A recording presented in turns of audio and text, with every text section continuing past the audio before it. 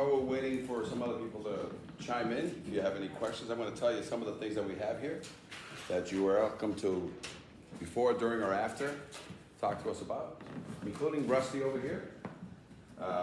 Rusty is actually a fire escape that's 75 to 125 years old. So I'll be talking about it. Maybe something you want to come and take a look.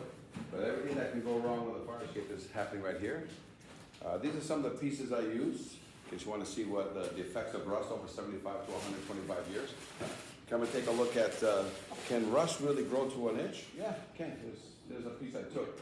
This pieces I use here is what I use to go to a court, and whenever there's an expert witness needed, sometimes, you know, the smoking gun is pieces of, you know, what a through bolt looks like when it's good, and cut and use, and when a through bolt looks like that, and you can write your name with it if it's, use it as a fountain pen.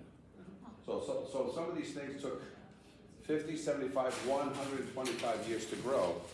You know, like rust inside a connection.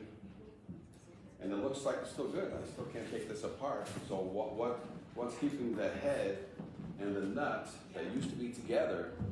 So this is great. So we have Rusty over here. So in order for me to tell you, if I can't drag you to a fire escape, because a lot of times when we teach this class, it's 3 hours in the morning, a lunch, so you can get six hours of credit. So you know, I'm accredited with the ICC. Okay. So if all of a sudden you guys need, this is 3 hours, so you get 3 credits. I don't give it to you, he's gonna give it to you. So you gotta put it in, submit it to, I don't know, is it still Spencer? Kimberly retired. Oh, she did? Yeah. That's how long. I did a class here, guys, probably 7 years ago, 5 to 7 years ago. You guys are using some of my stuff, including the current certificate that you guys use on the inspection document. That's my document that I did 7 years ago. A lot of new faces. So we're just waiting for 1 or 2 more people to show up. But when you get it done, you know, we can talk around this over here and talk to you about how long does it take a fire escape to get rusty? Meaning by the time it turns brown, it's not 1 or 2 years. It's 20, 30 years. So when you got a neighbor or a client or a landlord, he says, oh, I'm taking care of it. Like, no, you haven't done a thing to it in 25 to 30 years. And that's why I can put my fingers, so you guys see the head still here? I want to play peekaboo, I'll put my fingers through. And you know what I'm saying? So some of these very gussets are, you know, blown apart because rust, all it needs, you just got to give rust time, and it'll take any connection that was put together like this 50, 75, 125 years ago, they put a bolt in it. And the reason why all fire escapes are bolted is because it's got to do this when it heats up and cools down, which is typical New England weather. But then if you leave it alone, it'll either give you a V, rust from the top down, it'll give you a V from the bottom up, or it'll give you symmetrical separation of the connection, and it eats that bolt to look like that inside. So sometimes what I'll do is I'll take some of these pieces and I'll just send it down, and it'll work its way back to the table, but there's nothing there except a human. And as soon as a human steps on it, which is a tenant, or a human steps on it, which is very rare in my whole history, is it a building inspector. But you know who does fall when this thing separates? Your friendly fire people. They are gonna step on that in the middle of the night, and they're gonna rely on it, but when it has rust inside a connection, you know, that's a V from the bottom, where it's fatter at the bottom, but it still eats the shaft, which if I try to get the shaft out of here right now, I can't. Because it's still got something left on it. So there's strength in that little piece, which is 1/16. So we have other bolts here of things withered inside the building, which you can't see. But you know what does see this? You know, we'll see that this through bolt is not good. A load test. And as soon as you put stress on this load test, that piece that's left over will not hold. And what's gonna happen is it just drops, pulls away.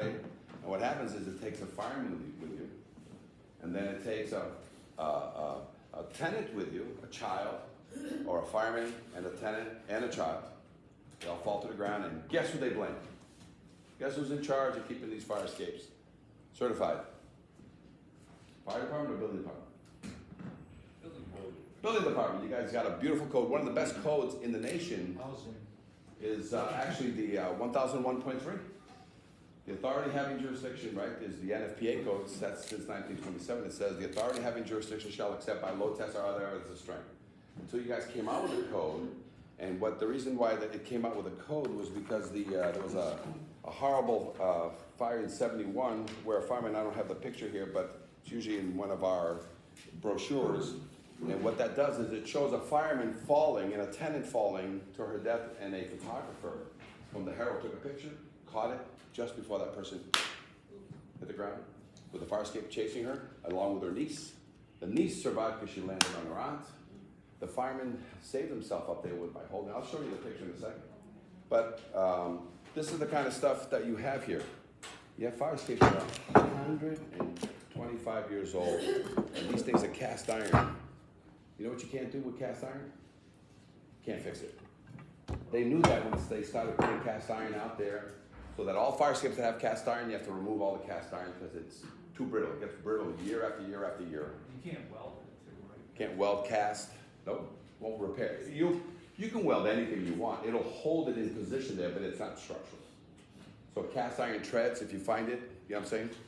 So I'm gonna go into, are we ready to go? Can we just? Yeah. So I'm gonna show you what rust looks like. I'm gonna show you, and what we have for you today is I called Dave Horn. So Dave, do you have anything that I can go look at today before we do this class with you? He said Timony, right? Timony Hall. Timony Hall. So before we go to Timony Hall, I think, did we load the other one? No, just Timony Hall, right? So let's take a look at. It's the third one. First of all, let me tell you who I am. First of all, I'm the founder of the National Fire Escape Association. I'm from Somerville, Massachusetts. So I got hijacked by my dad when I was 12 years old. I'm 63. So I have 50 years experience whether I like it or not. Because my dad, who's still alive, and he's the ornamental iron worker, he just sold his shop last year, 86 years old, he thought it was time to retire. So that's what he did. So where did I get my experience? Is I was breaking these bolts, painting these fire escapes. See this orange right here? That's called lead. By the way, they made it more complicated about 10, 15 years ago. The EPA said, hey, if the fire escape has lead, you need an EPA renovator's license to scrape and paint this fire escape correctly without polluting the grounds. And it already polluted the ground for 50 to 75 years. And I got to put a piece of plastic over it, collect the chips, and hand scrape and whatever. So that's where my experience comes from. So I'm from New England, and I've been here, but we do this nationwide. We're the only fire escape company nationwide under Fire Escape Engineers and Fire Escape Services.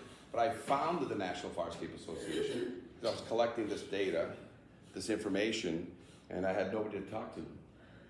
And in Massachusetts, I talked to building inspectors. But in the rest of the nation, you know who I talked to? Fire prevention.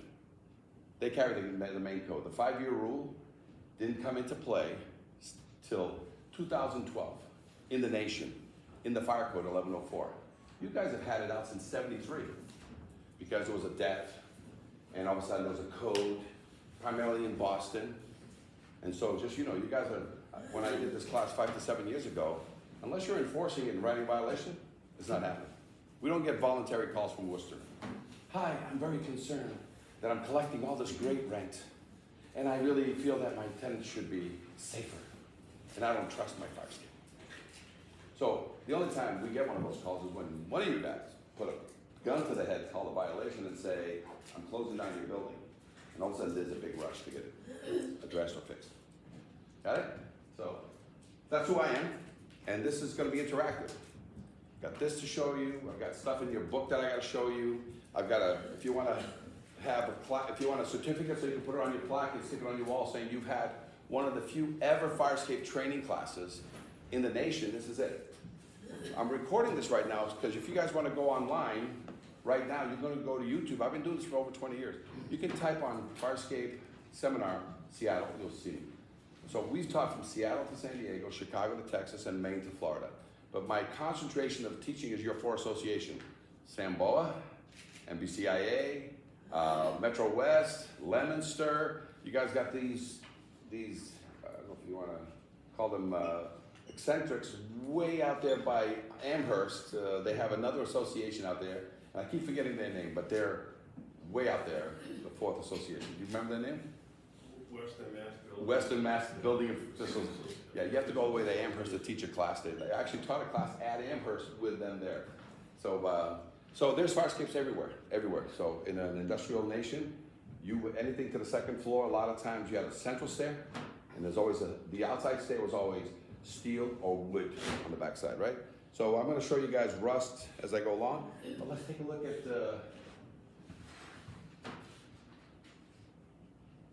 we go ready? Hey, it's Cisco from the National Fire Escape Association, taking a look at a fire escape that we were asked to just take a peek downtown, see if we find anything of interest. Let's take a look at this fire escape. This is a big monster fire escape on this building. Is this the, I believe it's the music hall. Music hall? May not be, but I believe it's the music hall. So let's take a look at some of the things that you first look for. The first thing you look for is it must be structurally sound, must be kept painted. More important is that it's kept painted. So let's look at that first. If it hasn't been kept painted, in order for it to look like this, you have to ignore it for Anywhere from 25 to 50 years, not 15 to 25. 25 to 50 years, you have to ignore it. Nobody's touched this. Now, why is that important? Because if you don't keep a connection tight, water gets in, expands the connection, and it feeds this way, or feeds this way, and the connections fail and things start dropping. So let's take out some of the connection problems. So, can I prove that it's not been painted in 25 to 50 years? The answer is yes. Look at it. Look at all the splotches. She's more brown than she is black. All right, let's take a look at the treads, which is what tenants used to get out and what firemen used to get in. So let's look at the treads. Look at them. Let's look at them. They look. Oh, by the way, can this come down in this snow pile? It can't. So right now, they're blocking the ability for anybody to exit out of this, okay? Let's take a look from here. Let's see if she has managed, the weight box is managed correctly. There's a release arm on it, so if you zoom in it, she's been damaged, she's been hit, so that's a bent release arm. Let's look at the weight itself. So if you go over here to this side, and you look straight down it, you see that the whole tail of the weight wants to drop on somebody's head. Okay, so now we're gonna go up the stairs, looking at all the treads. What do we see right now? Because you didn't keep it painted, look at that tread right there. That's already fallen. Ready to kill people getting out. That needs to be emergency repaired today. Why? So that tenants and anybody in this building can get out. But more important, the firemen who are getting in the dark, they're not gonna see that tread until you fall through it. So right now, tenants are gonna get hurt. Firefighters, first responders, you're trying to get through this, they're gonna get hurt right away. Let's take a look at the rest of the structure. I see the gussets on the corner of the railing up there, of the platform. Rust jack, ½ inch to 3/4 inch. With the naked eye, I can see that. Now come over here, and you zoom to that platform up there, and you zoom to the back. Look, there's 1 inch of rust on that back corner. See it? Look at that. So that's a life safety concern. 1 inch. Because that's holding it towards the building. All right, I've got cement. Look down here. Look at the cement over there, and how she ties it back in. We've got blown out cement connections into the building. So, would I pass this fire escape today? Right off the bat, it hasn't been kept painted. It says I'm going to find problems on this fire escape. Imminent safety or life safety More right important, is there now? any life safety or imminent dangers? A broken tread already is life safety. So, the question to everybody when it comes to fire escape, what do you know? When did you know it?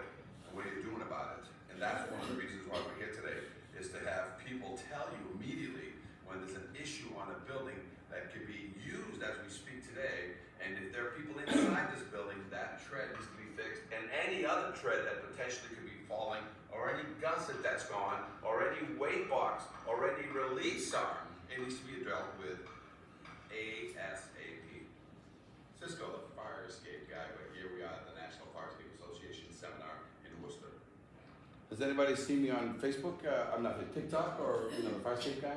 I do fire escapes all over the nation, and I do exactly this. I just walk throughout the nation from Seattle to San Diego, and I walk up to buildings and I say, here it is. So we'll have a TikTok on Worcester, just using this information, just to say, hey, we advise tenants. It's all awareness. Hey, tenants. Hey, fire people. Hey, building people. Hey, any people. If you know about this and you live in this building, and that's what we do. We get people to call in the landlords and anybody that's a management company and say, there's a 5-year rule here. Do you know that if somebody gets hurt on this building right now today, the insurance is not going to cover it? All they need is one excuse not to cover the incident. Firemen or the tenant. Which forces, because by law you're supposed to have 2 means of egress always certified. So if there's an elevator in this building, it's gotta be certified. Is there sprinkler systems in this building? It's gotta be certified. You don't have them certified and something happens as a fire, the insurance doesn't pay. They need any excuse for you to keep paying, but any excuse not to pay the claim. Which means that the tenant or the fireman now have to sue directly the owners of this building, lock up this building, right? And while the building's locked up, you think anybody's gonna fix this? So what the fireman gotta do, I'm sorry, it's the building picture before, but what the fireman's gotta do now, put a big sign on it saying to the fireman, and that's all they need, that thing with the circle and the line that says, it's called surround and drown. They'll throw water into it, but from the ground. They won't go on it, they won't. So they need help from you guys to say, hey, this is a dangerous building, this fire escape is not certified. And what do you need on it, right? What they need on it is a tag. Can you read this tag from way down there? Can you read the biggest words that it says? Right? And it has names on it, the address, who certified it, right? It has all the information, but if it's white and it's 7 to 10 feet off the ground attached to a fire escape, so anybody, especially buildings, city officials, if you go walking down any alleyway, do you need to know? Do you have to come back to your office to find out if it's certified? Does it tell you when the next year is going to be that it's due? You know what you need in this city also? You need to go out and find all the red ones. Why? So that it says that. What's that mean? That means that if I'm an engineer and I'm inspecting that fire escape and I find that it's not ready, it can't be used today like I just found this one, you need to put a red tag on it. For who? Who's this red tag for? The owner who hasn't done anything for 25 years? Or for the firemen who show up and they see this tag, what do they say? I'm not getting on it. They have all the right. Do you guys know some of your fire buddies are trained? You know what they're trained at their academies? In case of fire, do not use the fire escape until apparatuses show up. So if they have to go in any window and any door, you know why they don't trust fire escapes? Because they haven't been touched for 75 years. They look like this. So of course their training is to not use the fire escape. And in the first 3 to 5 minutes, if a fireman can't use a fire escape, what happens is somebody dies. You know what they die of? You think they burn on a fire? Why'd they die? Smoke. So if they have to wait for an apparatus to come up the street, back in, do whatever, that person's dead. So will this help firemen not get on fire escapes? Okay. Will this help firemen get on a fire escape that's under repair and it's made functional? The first thing you do to work on a fire escape, you have to make it functional. What's that? It's got rust, it's got connections, it's got anything. Well, just put in bolts. You do whatever you have to do. Whoever gets hired to fix that fire escape, they get on it and make it functional to satisfy the building inspector. It's functional. Great. How long is it going to take to fix it? 1 month, 2 months, or 3 months? It doesn't matter. Because now you have to deal with a client who may or may not have money to fix it right away. All you care about is getting it from red, if there's life safety like this building has that I just did, to a yellow, and then eventually what's it get to help you guys walk down alleyways? Okay, it's a tag. Fire escape out of service. Fire escape is out of service, but it's a yellow. What's yellow mean? It's under repair. Got it? Stuff here? Again, these are all things that, is it written anywhere in any code? I'm going to show you guys a code that is out there, which is a fire code that finally talked about tagging, because not every state is caught up. Told you guys had the first 5-year rule in the nation was Massachusetts in 1973. And why was that? Somebody had to almost die, which is that fireman. Somebody did die, which is that lady that she fell with the fire escape. The fire escape was pulled away from the building. I'll show you the picture. But her niece landed on her and survived. And they said, oh, do they have tags? Nope. They just said, hey, inspect every 5 years. That was the best code in the nation in 73. And it wasn't until 2012 that the 1104 IFC adopted the 5-year rule. You know when California finally adopted the IFC that came along in 2012? In 2022, in the middle of COVID.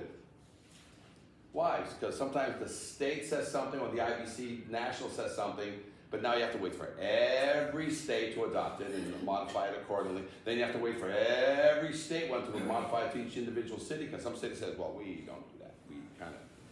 And so all of a sudden, people have been dropping out of the sky dying. Are you guys ready for a seminar? Questions so far? Anything you've seen so far? It talks about confidence test, it talks about, painted, what type of paint would go on with epoxy Yeah, paint? I'm gonna cover that, but the best paint in the world is an oil-based paint, Rust-Oleum. Go to Home Depot, they're the only ones still selling. Otherwise, guess what we have now? Water-based paints, enamels, there's epoxies, there's all kinds of things right now, but paint is paint. You can paint this with a water, go to another picture. You can go to a water-based paint. So this is my father's story.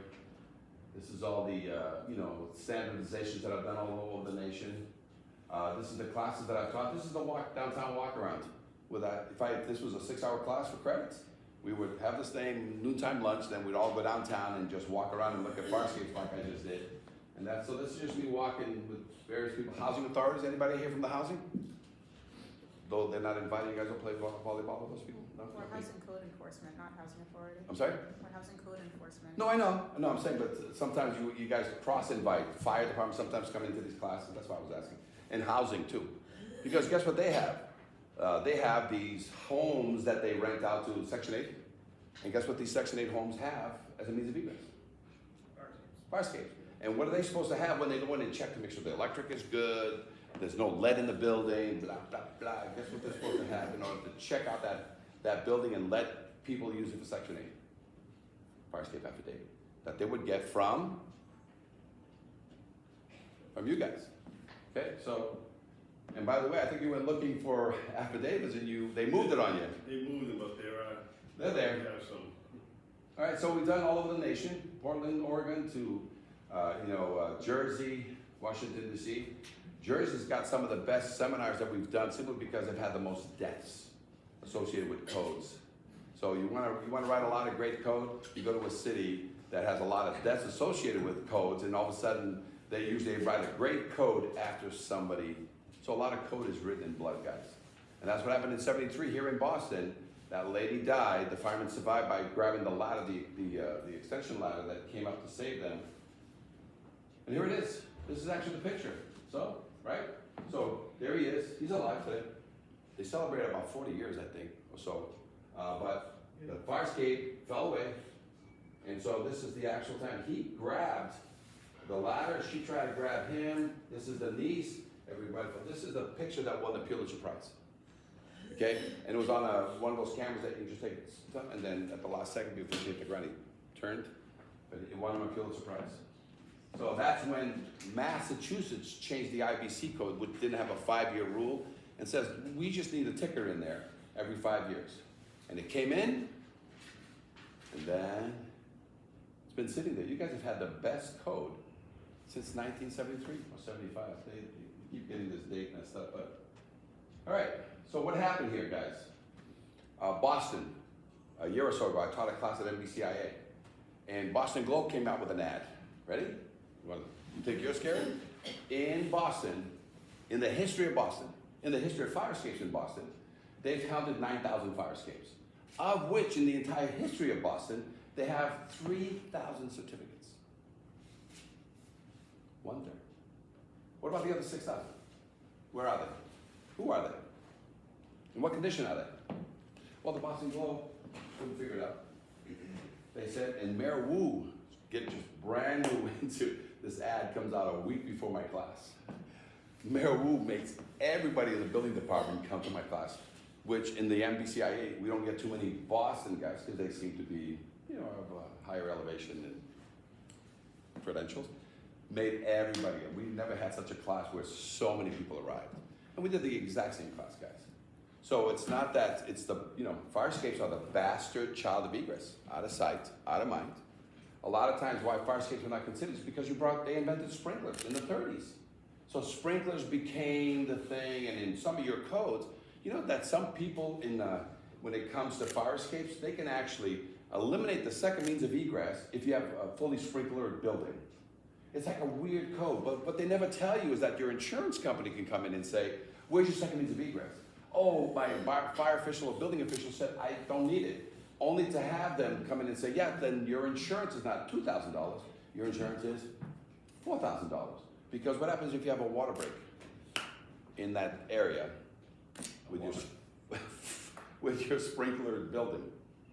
So you understand, so there's things that conflict with the liability that insurance companies are taking. So it started with a question about paint. Did I answer the question? I hate to, take off on the thing. Anybody else have a question on this so far? So the Boston Globe has picked up, so you probably have an eyeball or control of about a third of your fire escapes. And that is people who are doing the right thing, you're doing the right thing, but you haven't looked at 100% of your stuff. You know what I'm saying? So what that means now is you need to just put this on the ticker. And what is the ticker? You just need to make part of any checklist you guys have. Just ask for a checklist.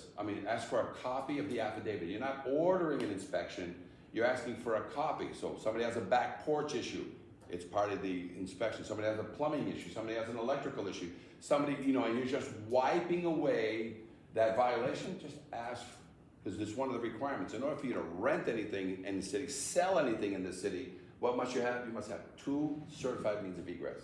So your first step in, where's your second? Is it the back porch? Is it a back ladder? Is it a back anything? So imagine you're putting it on this checklist of, I'm selling the property. Great. One of the things we're going to look at as you sell it, either you or the person buying it must have a certified fire escape so you can rent it out. Okay, questions so far? All the housing inspectors, fairly soon the city is going to do this thing called the rental registry, where every rented unit in the city gets an inspection by the year.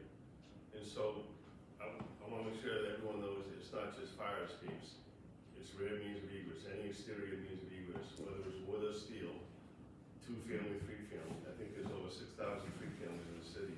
Yeah. We're going to be looking at all of them.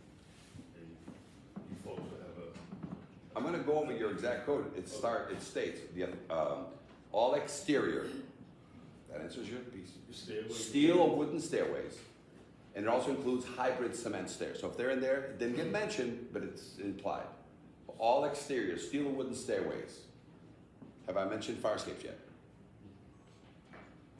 Balconies and bridges, so areas of refuge that have no way out of it, that are made for people to get out, but it's on the exterior of a building. All exterior, steel or wooden stairways, balconies and bridges. Have I mentioned fire escapes yet? It's in your code. Fire escapes. It's at the end of your code, but all exterior, steel or wooden stairways, balconies, bridges, fire escapes shall be examined every 5 years. So that could include the front stair, the side stairs, the back balconies that are just for tenants to hang out and chill. But if it's exposed to the weather, you want to not have to inspect it, enclose it. Now it becomes an envelope inspection. So as an example of that, I think we're dealing with that Lincoln Street, 122 Lincoln Street. Is anybody here that's controlling that inspection? I think it was Brian. Brian, I needed him to stand up and read. So yeah, he brought in a building, rundown, it's, slumlord style when you first get there, trash everywhere. But I was only called into that inspection for the back balconies, which he thought had staircases inside. They don't have staircases inside. They have a staircase right next to it. You know what I'm saying? Right next to the door. But you have to leave your apartment and their stairs are right there. But just before you leave the apartment, right next to it, there's a door to a balcony, which is what they call area of refuge. And what is that? I can't get to that stair or to the front stair. I basically just step out, get some breath of fresh air, and survive until somebody comes along with a ladder and plucks me out of the second or third floor. Right? So when I got there, I'm required under this code to look at all. So I looked at the front, and the front was garbage, and the roof was not being held correctly. So that became an imminent danger that we shared with Brian. The side stair, fed that staircase at the final end, was tilted. And then we talked about the back, which he thought there was a staircase inside, and there wasn't. So we made him aware that all 3 are going to be part of the examination. So all the wood structures you have coming, are they all going to get looked at? As soon as they say the word exterior, we have to, under the code, look at all of them, but not everybody knows about that code. All exterior. What else? Just say all exterior. And if you don't, I don't want that to be ever examined anymore under the 5-year rule, then enclose it. With the city's permission, enclose it, and then now becomes an interior situation. So I didn't examine the interior staircase, which maybe you needed some help inside on the back. I didn't look at that because that's, I'm exterior, interior. So this happened, so just so you guys know, Worcester is not the issue. So now, when I first started doing classes of this type, was with Hank Philippi Ryan. How many of you older people remember Hank Philippi Ryan? The investigative news story she's all about. She's about this high. She's a bulldog. She comes in, she'll start fighting, trust me. But she's since retired, but check out this story. By the way, my evil twin brother is gonna be featured on this, so guys take me. The smoke, the flames, and the frightened faces, all in a firefighter's line of duty. But Chief William Hitchcock remembers the night it wasn't the fire that almost stopped him, Oh, escaped to death. but the fire escape that broke underneath him. Where the landing just came away from the building. And our investigation found across Massachusetts more unsafe fire escapes, rusty, deteriorating, crumbling, broken. And what state officials didn't know, the system they set up to keep fire escapes safe is also falling apart. The potential ramifications are Okay. disastrous. So let's look at this one. This expert ironworker is licensed to build, maintain, and inspect fire escapes. So then over here, for months, we examined dozens of them with alarming results. Looking at this today, would this pass inspection? No. In dormitories, at theaters, at homes, and apartment buildings. Rust is actually eating away the metal of the fire escape. Correct. And the bottom line? It'll get weak and then eventually it'll fall. This one has rotted connections. This one missing bolts, twisted metal. Would the stairs come down? No, never come down. This one, a broken tread. So how dangerous is it for the people inside this building? This fire escape is definitely gonna put somebody either in the hospital or it's gonna put somebody in a cemetery. Fire escapes are so critical. The state building code requires they be certified for structural adequacy and safety every 5 years. But our investigation found that safeguard is simply being ignored. Here's proof. We chose fire escapes at random in Boston, Somerville, Cambridge, Worcester, and here in Quincy. We checked building department files. But there's no fire escape certification. To see if building owners had submitted their mandatory inspection reports. There's no certification in this one either. Bottom line, not one we checked in Quincy had been certified as safe.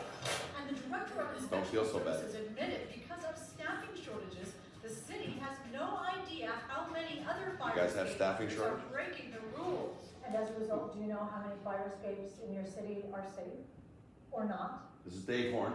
Well, I don't know. Oh, In Worcester, this not is standard one everywhere, check was guys. Just, you know, certified. In happens to Somerville, everybody. No, 4 more fire escapes, to the fault of the facts, yeah.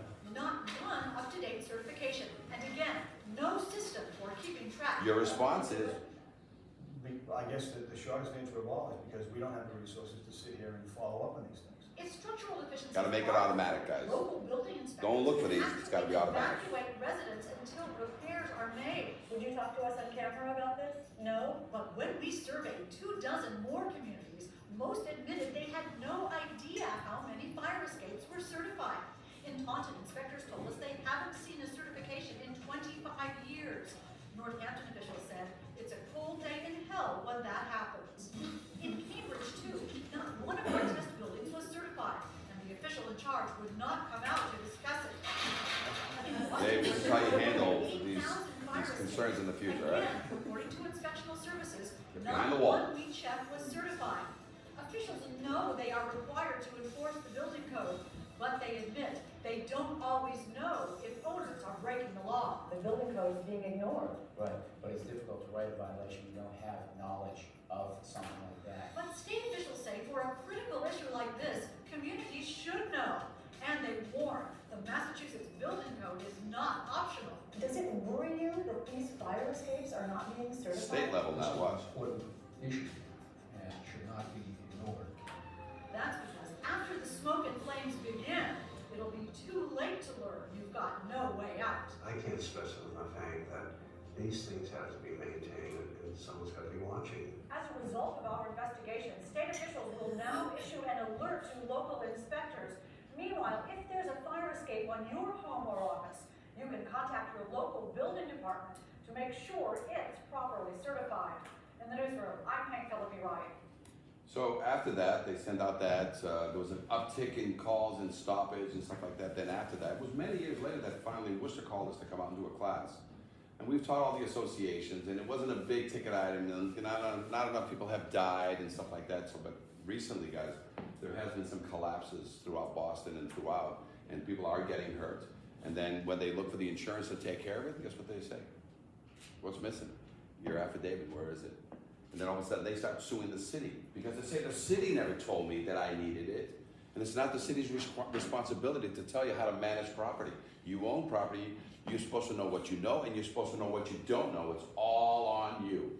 But at the same time, guys, if you have it as an automatic, anything you do, there's an electrical problem in that building, to close out that permit, just make it say, I just need to, yes, the electrical is back up to snuff, your plumbing is back up to snuff, your lead or whatever you have as a violation, make the last thing in is just proof that you have 2 certified means out. So imagine every violation you write from here on has one last thing that we have to do as we leave this building. Do you have a copy? You don't order an inspection. I want a copy of your certification. You did a great job on the plumbing, or you did a great job on the electric, whatever you guys wrote the violation on. I just need to leave this violation with a safe building. So it's a safe building add-on to any violation you write. I just need a copy of your certification. Huh? What? No, it's great. Want to come and look at it in the back? No, I don't want to look at anything. I need a copy in this wood structure, commercial structure, whatever it is. It looks like you have a fire escape on the back. I need that certificate. What is that? You already know they don't have one. So now you close that one out, or you leave that open. It's up to you. I can't close this electrical violation, or this plumbing violation, or this structural violation on the inside corner wall, whatever. You basically just leave it open. Why? Because now it's got a second thing that you noticed without even going back there and verifying, and that is what? That the fire escape or the wood structure is not certified. How do you know it's not certified? Because they don't have a document. It could be pristine back there. It's not your problem. It's not your job to go back there. Don't walk on it. We'll teach you some tricks of how to look underneath and get a first clue that there's a problem. But you need one of these, right? So what is this first program that you guys are going to do? Your first program is to identify all the red fire escapes in your city. That's all you're doing. So it's a tagging program in conjunction with the fire department. You're just saying, we just need to know if your fire escape is red or yellow for the safety of our fire. So let's get fire prevention in on this and say, guys, we're gonna be bringing over a lot of things to you guys just to make sure that you guys can start, saving people.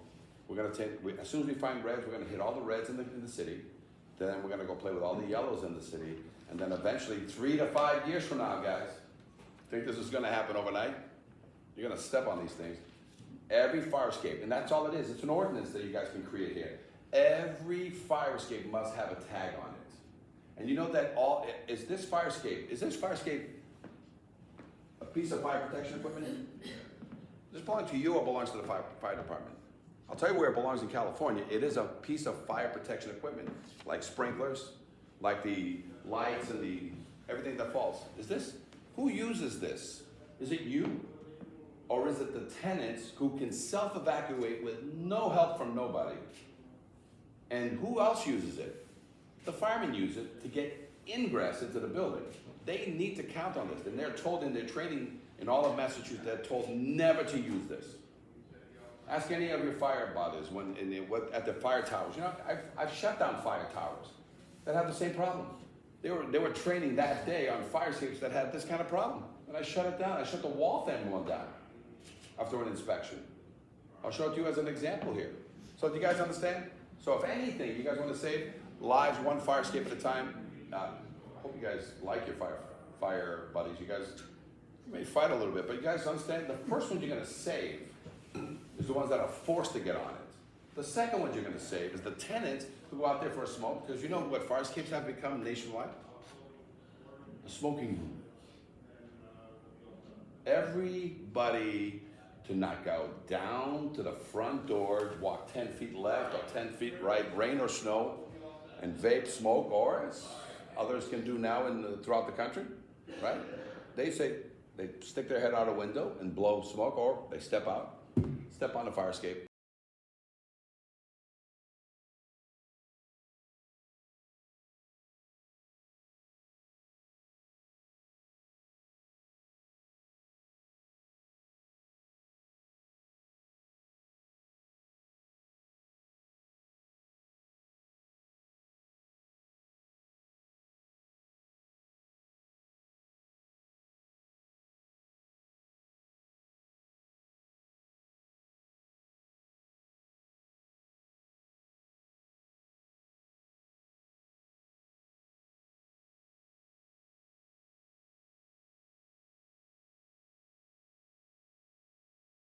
there's already a law, I'll tell you what state has the law, that it's already in the law that you must have a tag. Otherwise, some people are like, well, it's not in the state code. You know, you can make anything you want in your own city to a certain degree, and if it just increases safety, let's save lives one fire escape at a time, starting with who? Tenants or firemen? Who do you want to save first? Firemen. Then we're going to save tenants, right? So that's what this is all about. It's just you want to create an awareness. We want to red tag all the bad fire escapes. Let's get those, knocked down. So if you got a red fire escape, you know what my job is on a certain licensing, including this state. I must notify you immediately that I have the day of. I need to notify you that there's a fire escape that has imminent dangers or life safeties. Meaning, if it's already broken or it's about to break, is imminent. If it's already broken, it's a fire safety. It's a life safety. My job, if I'm in California, it's in the code there. When I inspect fire escape, I can't leave until I call the fire department.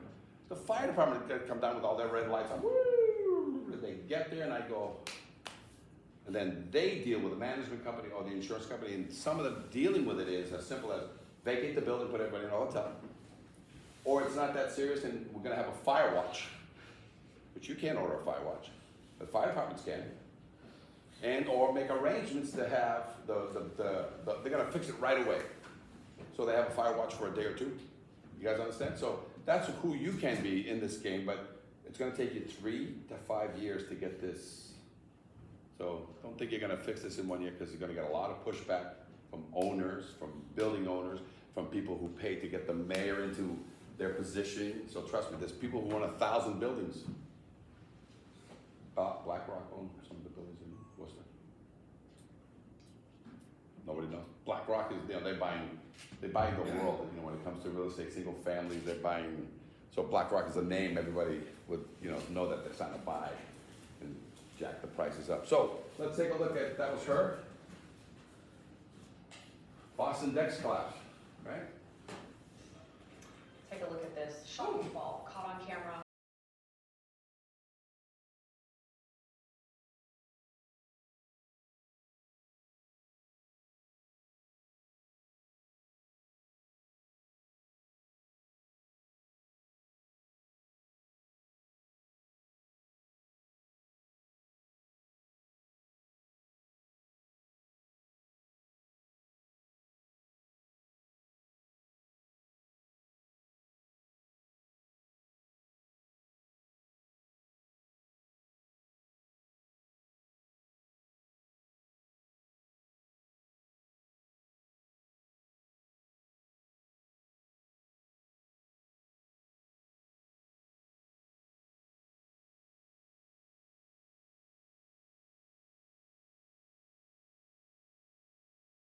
It was a car accident. Neighbor Ariel Davis rushed over to help the woman. She found her bending up, but otherwise okay. So I went out and I saw my cousin's friend on the ground, so I ran and to see what happened, and the stairs was collapsed and she was on the ground, so I helped her up, and she had bruises and stuff. We spotted city building She moved the car. taking photos of the mangled deck. The district fire chief has concerns and questions.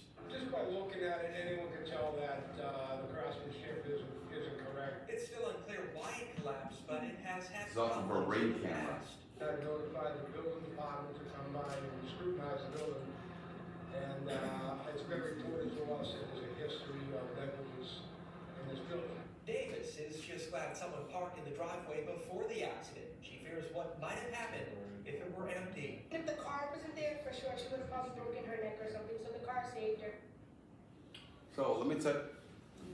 And that woman is in the hospital tonight. Neighbors who helped her out say other than some bruises, cuts, and ripped clothes, She's lucky to be alive. Okay. She fell from the floor above, guys. So I'll explain just what happened on this collapse. So what happened is she fell from if this is considered the first floor, which is 5 to 8 feet off the ground already, she fell from the floor above. And she didn't live there. She was just a visitor of the person who lived on the top floor. So she came down from the top floor, because this is the fastest way to do it. Instead of going through the front door, she came through the back, which everybody did in this building. And so she came down, and then by the time she got to what's called now the second floor, because this is first floor, there's one more floor above that. And so the staircase, where it's tied in, the rusted nails, just let it go. The rusted nails at the bottom that would hold it from a slide didn't.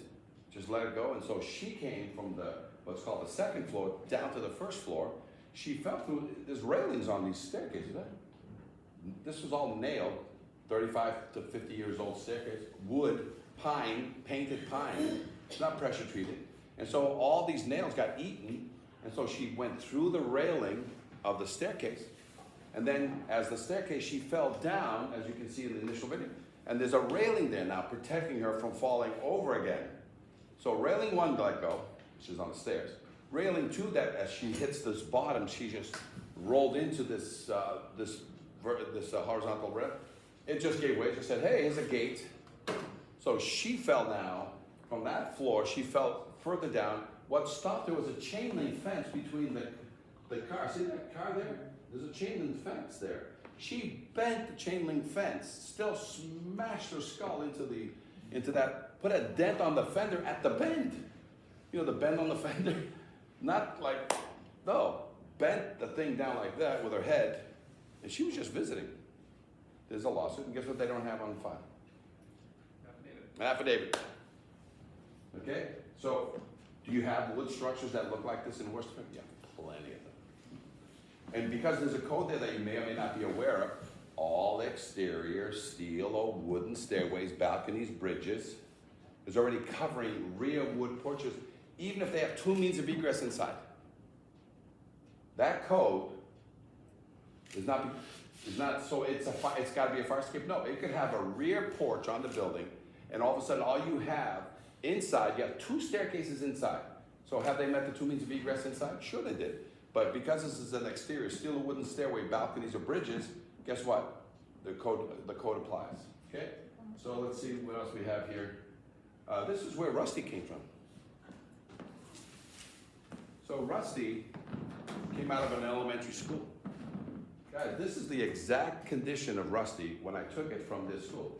So what I did is I kept a piece up here, this piece up here, so it's one side or the other side, and I also kept a piece down here, got it? So that I can bring it and show it to you what 125 years, it's a private school in Arlington. And so kindergarten kids came out of this door every day. They grabbed their piece of lead. See this orange? This orange, that's lead paint. And the rest of the black paint is little kids' hands doing this, eating candy or Cheerios. So everybody got a piece of lead ingested. And so this was what I found when I got there, where guess who asked the principal to remove this fire escape and put a new one? Was it the fire department? Facility manager. The building? The fire, or the building department who comes and looks at schools every year? And you're close. It was the janitor. The janitor said, hey, you guys should, so that's when we got the call. So this got fabricated in its place, so that now you come here, you go to the right like this, so this is to the right, so that kids who are running in a playground scenario underneath this and you bang your head on some of these treads. But this is the exact condition of the fire escape at this school. Okay, so this is when we took it. It used to be 4 feet wide. But in order to bring it here, I have to chop it into little pieces, so that's what I did. What I did also to it is I also did everything wrong. And we're going to talk heavily about welding witch doctors. You know that there's a law against welding fire escapes? You don't have it in this state, but you have it in New York, because what people started doing is instead of fixing the fire escape with a bolt, they came in and just welded it. So welding here. But the law is when you build these things, you gotta have to build it with bolts. Why? Why did they build bridges with bolts? Because in the heat, it's gotta expand and contract and wiggle. So fire escapes are the same. Is there, in the whole US since fire escapes have been built, 98% of all the fire escapes ever built have a bolt in it. Some fire escapes today, if you build it out of a shop and they weld it all, and they cold galvanize it, can it last? Sure it can, but it needs to be load tested, even when it's cold galvanized and built perfect. But you can't have the welding witch doctors come in and weld. See, this repair is illegal. It needs a bolt, because there's already a hole there. And you know what happens when you drag welding machines to a job site on a wood house? You kill firemen. In Boston, which I have another show here, They killed 2 firemen in 2014-15 when they welded a fire escape closed, and those fire escapes during 60-mile-an-hour winds on that day, they were welding a fire escape here, they caught the neighbor's shed on fire. The fire blew into the building, which is a 5-story done in Back Bay townhouse, a 5-story. And what happens is the firemen were inside knocking on doors, getting everybody out. And with the wind, as soon as they broke windows on the front, windows on the back, guess what you got? You guess what killed them? Fire or smoke? Smoke. Got it? So we're going to talk a lot about welding witch doctors today. You cannot weld a fire escape. It's illegal. The same connection, I just drill a hole here and a hole here, and I put a 3/8 bolt here. There's only 2 bolts ever used on a fire escape. 3/8 for treads, railings, and 1/2 inch for major structural. Sometimes you see a 5/8 here and there. But as soon as you weld it, the only way I can guarantee this connection 5 years from now is I have to load test it. And it's in your code. So you should be load testing your fire escapes as part of the certification, especially when they're 75 to 125 years old. If I have a 25 to 50-year-old fire escape that has all these brand new bolts, we don't need to load test it. We can just offer them other evidence of strength. You want to know how you take a 75 to 125-year-old fire escape and you avoid load testing for 15 to 25 years? All I do is I come in and change every bolt, remove every piece of rust inside the connection, and I put in brand new hex head bolts. How do I know these are old? Because they're square. You can't buy squares anymore today, unless it's special order. So if I go to a job and I see every one of these bolts is now a new hex head bolt, I see no rust in any connection, I see caulking now.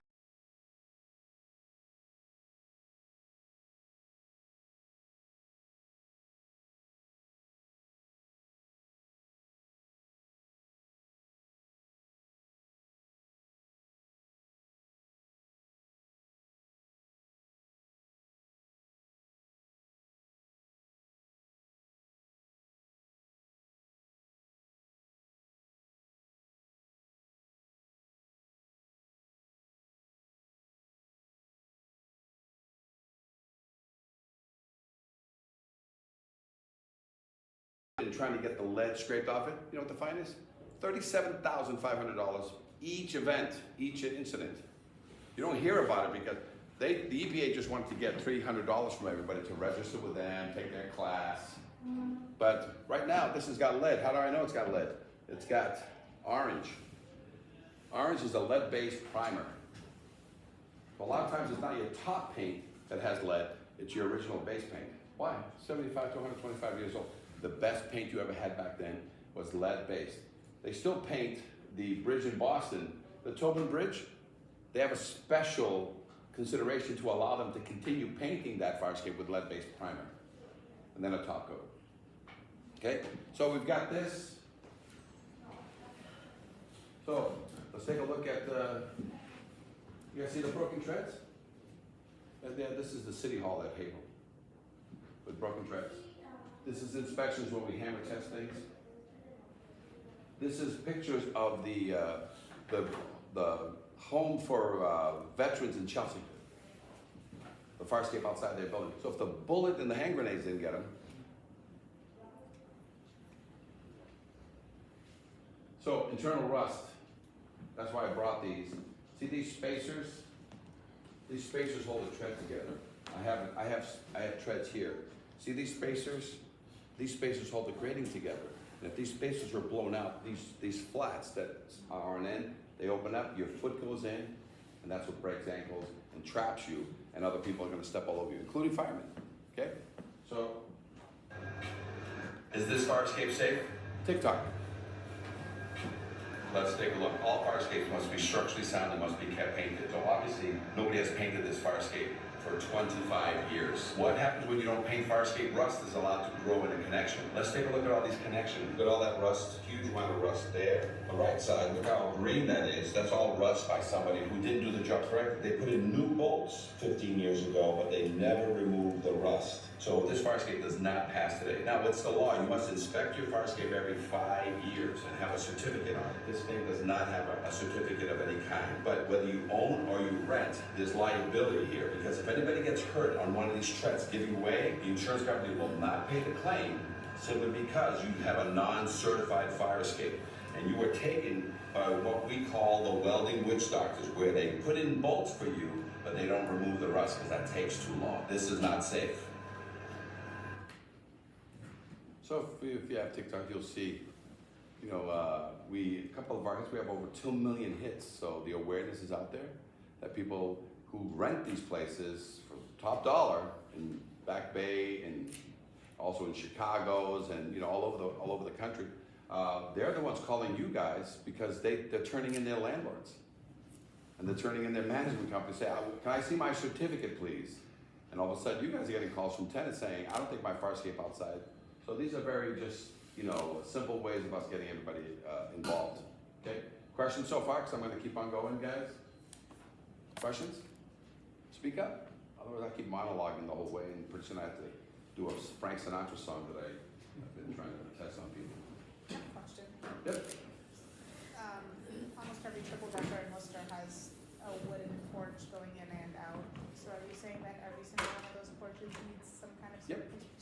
Every single one. And you want us to ask for them on a You know, you're not asking for them, you're asking for a copy that's supposed to be in a file, and you just ask because you're closing out some violation, electrical violation or plumbing violation. You just ask for a copy because you want to leave that violation with a safe building. That's all you're saying. I just want to make sure this is a safe building, that the front entrance is not blocked or has problems, and that there's a rear way for these people to get. And that's all you're doing. And they're going to say, what is that? Or I don't have one. You say, no problem. So you now have a choice with you guys to say, close that violation and open a new one. And what's the new one? You're requesting now a fire escape affidavit.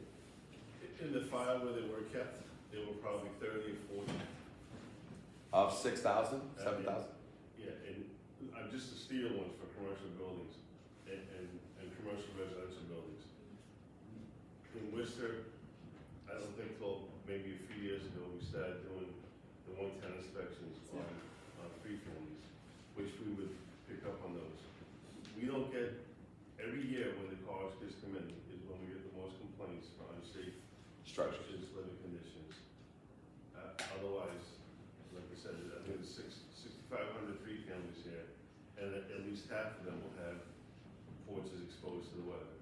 So you can't think about it, you can't remember it. Just add it to your checklist of things you need in order to leave a safe structure. So if you're doing a 1-year inspection, you're gonna go in, you're gonna go out because she's gonna pass. All you do on your way out is ask, because it's on one of the things you ask, you know, it asks you, just add it to your list. Ask.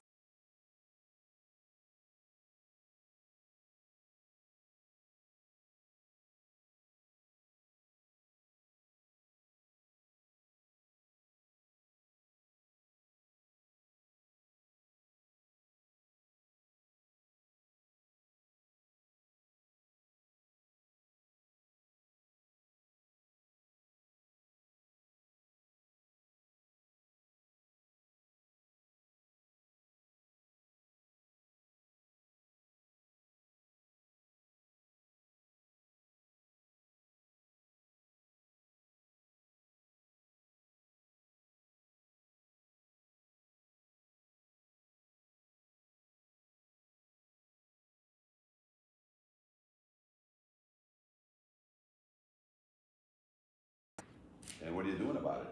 So this class is one of those. It's in your code. Enforce it. Otherwise, you will get sued. You may have some protection about being sued, but when somebody dies in a building, they think it's your fault. They want to blame you first. And you're not required to tell anybody that they have to have their fire escape inspected. That's not your requirement. So you get away on that. Like, if you own a building, you're required to know all the requirements to basically occupy that building.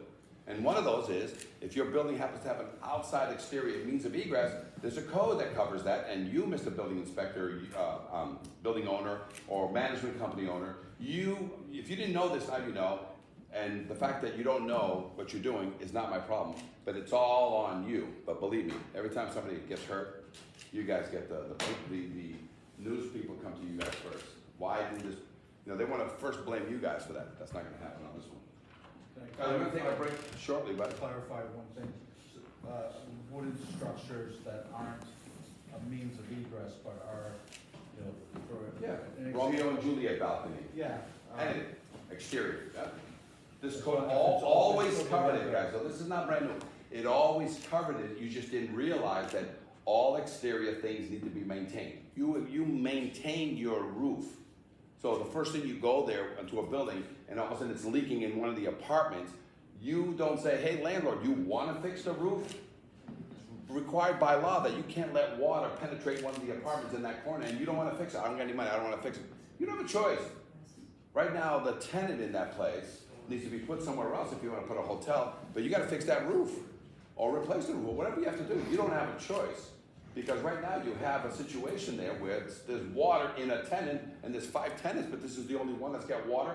You can't let that continue to happen. Board of Health gets involved. So same thing with fire escape. You have to maintain your fire escape. It's a law. It's been an IBC law since you guys have been enforcing IBC. But nobody knew that. They thought fire escapes was 1001. It's not. Fire escapes are the end of the code. All exteriors, steel and wooden stairways, including cement, balconies and bridges, fire escapes. It's at the end of the code. It's not the beginning of the code. It's gonna get used to. You know how long you guys have to get this under control? 3 to 5 years. You know what I'm saying? Because it's just your culture. If you're gonna start adding it to a checklist, you don't have to remember anything. If it's on your checklist as one of the things that when you close a violation of any kind, you ask the safe building. You know what a safe building is? 2 means out. You know what you can't do? You can't rent. You can't sell a piece of property that doesn't have 2 certified means of getting in and getting out of that building. That's a certified front, and that's a certified rear, steel or wood, or a hybrid that includes some cement in there. And there's a few out there. You'll see them. Are they covered? You bet. A cement stairs going down to the basement. Is it part of my inspection? It sure is. So you're gonna get all these. Welcome. You know what I'm saying? But you guys, 5 years ago, 7 years ago, they did the same class. So it doesn't mean that you haven't heard it before. It's just that, you know, COVID came along and wiped a lot of things off the map, guys. You check the time. It's 1. You guys take a break at 1:15 or 1:30. What do you want? He gets a rule. When? 1:15. There you go. We're going till 3 o'clock, right? 2? I thought it was 2. Okay, so then that means, I don't know. You want 2 credits or 3 credits? That's not on the flyer, it's 3. It did. Guys, I'll do it either way. There's gonna be singing involved though. That's So you guys don't get any credit for this other than, unless there's continuing ed that you can use this for. You can. We have to. I'm not sure about what their criteria is. What, are you guys part of housing? Their housing is criteria. Yeah, I believe so. This can be used across the board. I'm ICC certified. So if you need a couple of credits, trust me, the time you spend in here, whether it's 2 hours or 3 hours, you get the ICC credit. Yeah, everybody needs credits, right? So guys, take advantage of this. It goes through you, and it was Kimberly Spencer, right, before? Yeah. But not her now, but. Yeah, I can find it out. So I just don't know what, do you guys have to get continuing ed every year? No, we don't have to get it, but Yeah, so No problem. All right. still want it. Perfect, guys. Well, then it's just a beautiful class to learn a few things. But housing, just, you know, we've taught a class to housing in Massachusetts. I forgot his name now, but it'll hit my head. Matthew Judge. Okay, he was the head of housing, you know, for the Boston in that sector. And just, you know, all your housing could be one of your checklist items, and just say, hey, no lead in the house, electric is fine, you've done all your things. And so at the end of it, you put a checklist. I need a copy so that I can approve your building, which is made of wood. I can approve your building, and it's the fire escape is certified. So it kind of is part of our inspection process. When we go into a building, we go in through one way and out through another way. Oh, there you go. And we have to verify that all the egresses are safe on every Well, inspection, that- that they're not blocked, that there's no loose treads. So we check that either way. And we Yeah. have a code that we write a 24-hour order to repair if there's something wrong, missing balusters, whatever it is. Okay, so right now you're just taking on so much liability, right? Because you can't see the woods, the rotten wood, the rotten nails, the rotten thing. So all you need to do, because you're already doing it, you just get to the rear, which I wouldn't walk it all the time, because you're gonna, that lady that fell, That's gonna happen to one of your people. So what you want is to walk, and that request is that you come in the front, and if you feel safe going down something, go ahead. Otherwise, you just say, oh, this is an exterior steel or wooden stairways. In order for me to close this verification, I need a copy of the certificate that you got from a structural engineer, a registered architect, or another acceptable to the building official, and that document is what closes that request of yours. So you saying a broken baluster, you're acting like an inspector, and if you miss something, I will sue you because you missed something. Who are you to be? So all certification is by a third party. That's the law. So nobody inspects on behalf of a third party. It's design professional. It's right in the code. Design professional, others acceptable to him. You know what I'm saying? Are the only ones that can give you this piece of paper. And where is this piece of paper? It's in that file that he can't find. But as soon as he finds it, he will give you a copy for that address. Otherwise, any of these addresses have no certificate on file. That's one thing that they need to do in order to put people inhabiting that department. Wood, steel, or cement hybrids. So like I said, a metal fire escape to a wood deck to a cement stair to the basement apartment, all three. As well as a visual walk around, like we did at 122, saying we don't just have the rear problem, the side stairs look horrible, and the front stairs look like they can't support the roof at 122 Main. So all those three things had to be dealt with. The primary one was the C fire escape on the back. A is front, B is left, C is rear, and D is right. So we would tell him, when we told him that it's not just a C problem, we have an A problem, because people can't get in, the thing was rotten. And we have a D problem, because the side entranceway was tilted. And then we had fire escapes on the back. That wasn't a fire escape, but it was a balcony. It was called an area of refuge where people go and get air to not die inside their apartment. Okay? So did I clarify for you guys some of the? Could you repeat who does the certification process? Sure. Only in the code. Only, not you. Not you, not him. It has to be a design professional. It's the code, very clear. 1001.3 is the code. That's the code you're citing. 1001.3. It's a great code, has been great since '73, and it has the 5-year requirement. I'm going to talk about it shortly.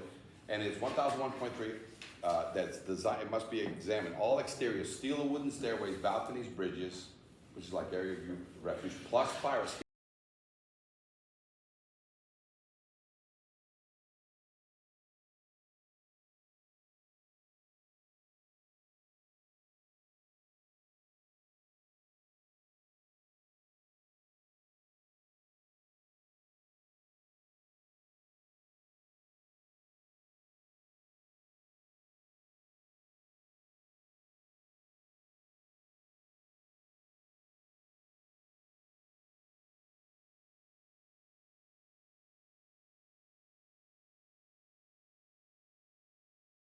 And that's sort of whether you feel comfortable or not with somebody that's called another. 3 people.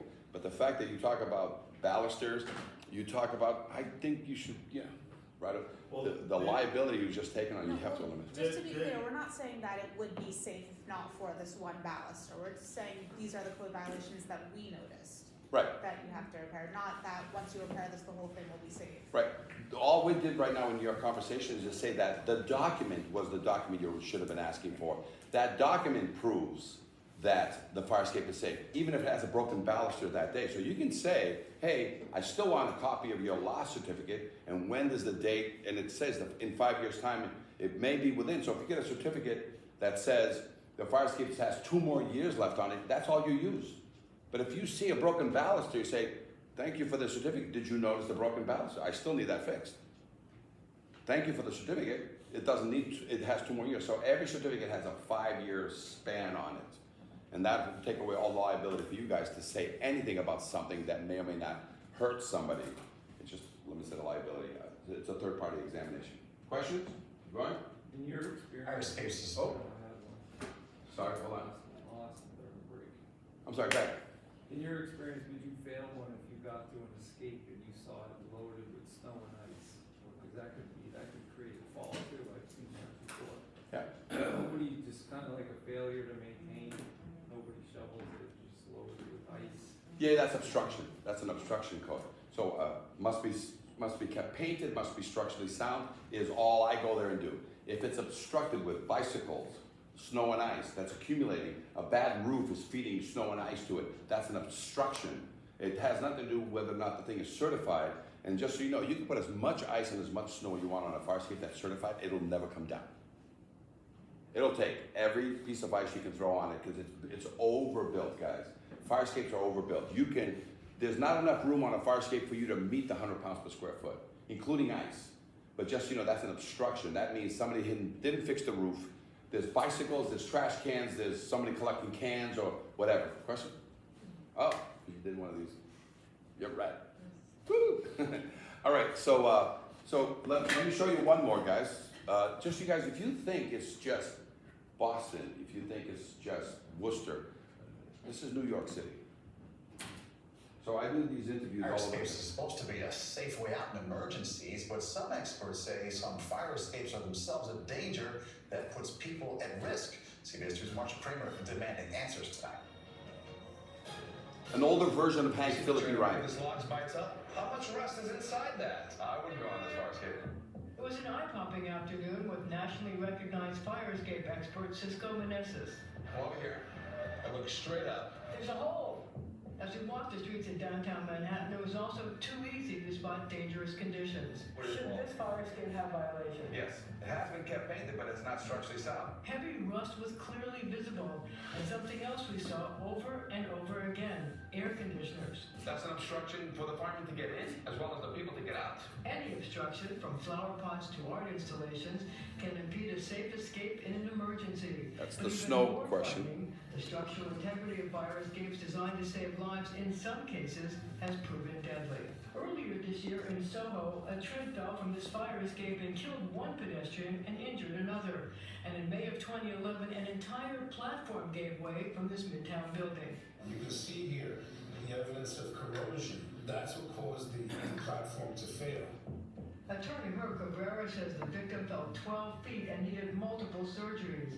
The building eventually settled the lawsuit for millions. You gotta live with pain for the rest of your life. According to the Department of Buildings, I was the there are expert about witness on that case. 200,000 fire escapes in the city, and they are all required to be maintained by building owners.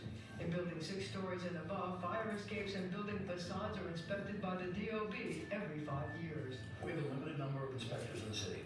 We do the best that we can. 6 stories and above. You know how many fire escapes are inspected 6 stories and below? How do you feel about that? It's holding the fire escape together. It's an unacceptable condition. So what about situations where you have clearly rusted out parts? We will write violations for failure to maintain when we run into those conditions. When we run into them. More than 5,000 311 complaints to the DOB, as well as the Department of Housing Preservation and Development and the Fire Department, who also does regular inspections to make sure firefighters are safe. If you feel a fire escape is dangerous or unsafe, we don't expect our members to go on. The fire department says they will put up ladders or find another way in. Firefighters have been seriously injured on fire escapes previously. There's a dear price to pay when an owner does not carefully maintain the fire escape. The fire escapes on some of the buildings can be 75 to 100 years old. Our expert told us that some of the bolts holding them up have never been replaced. If you see a dangerous situation, call 311. I'm Marcia Kramer, CBS 2.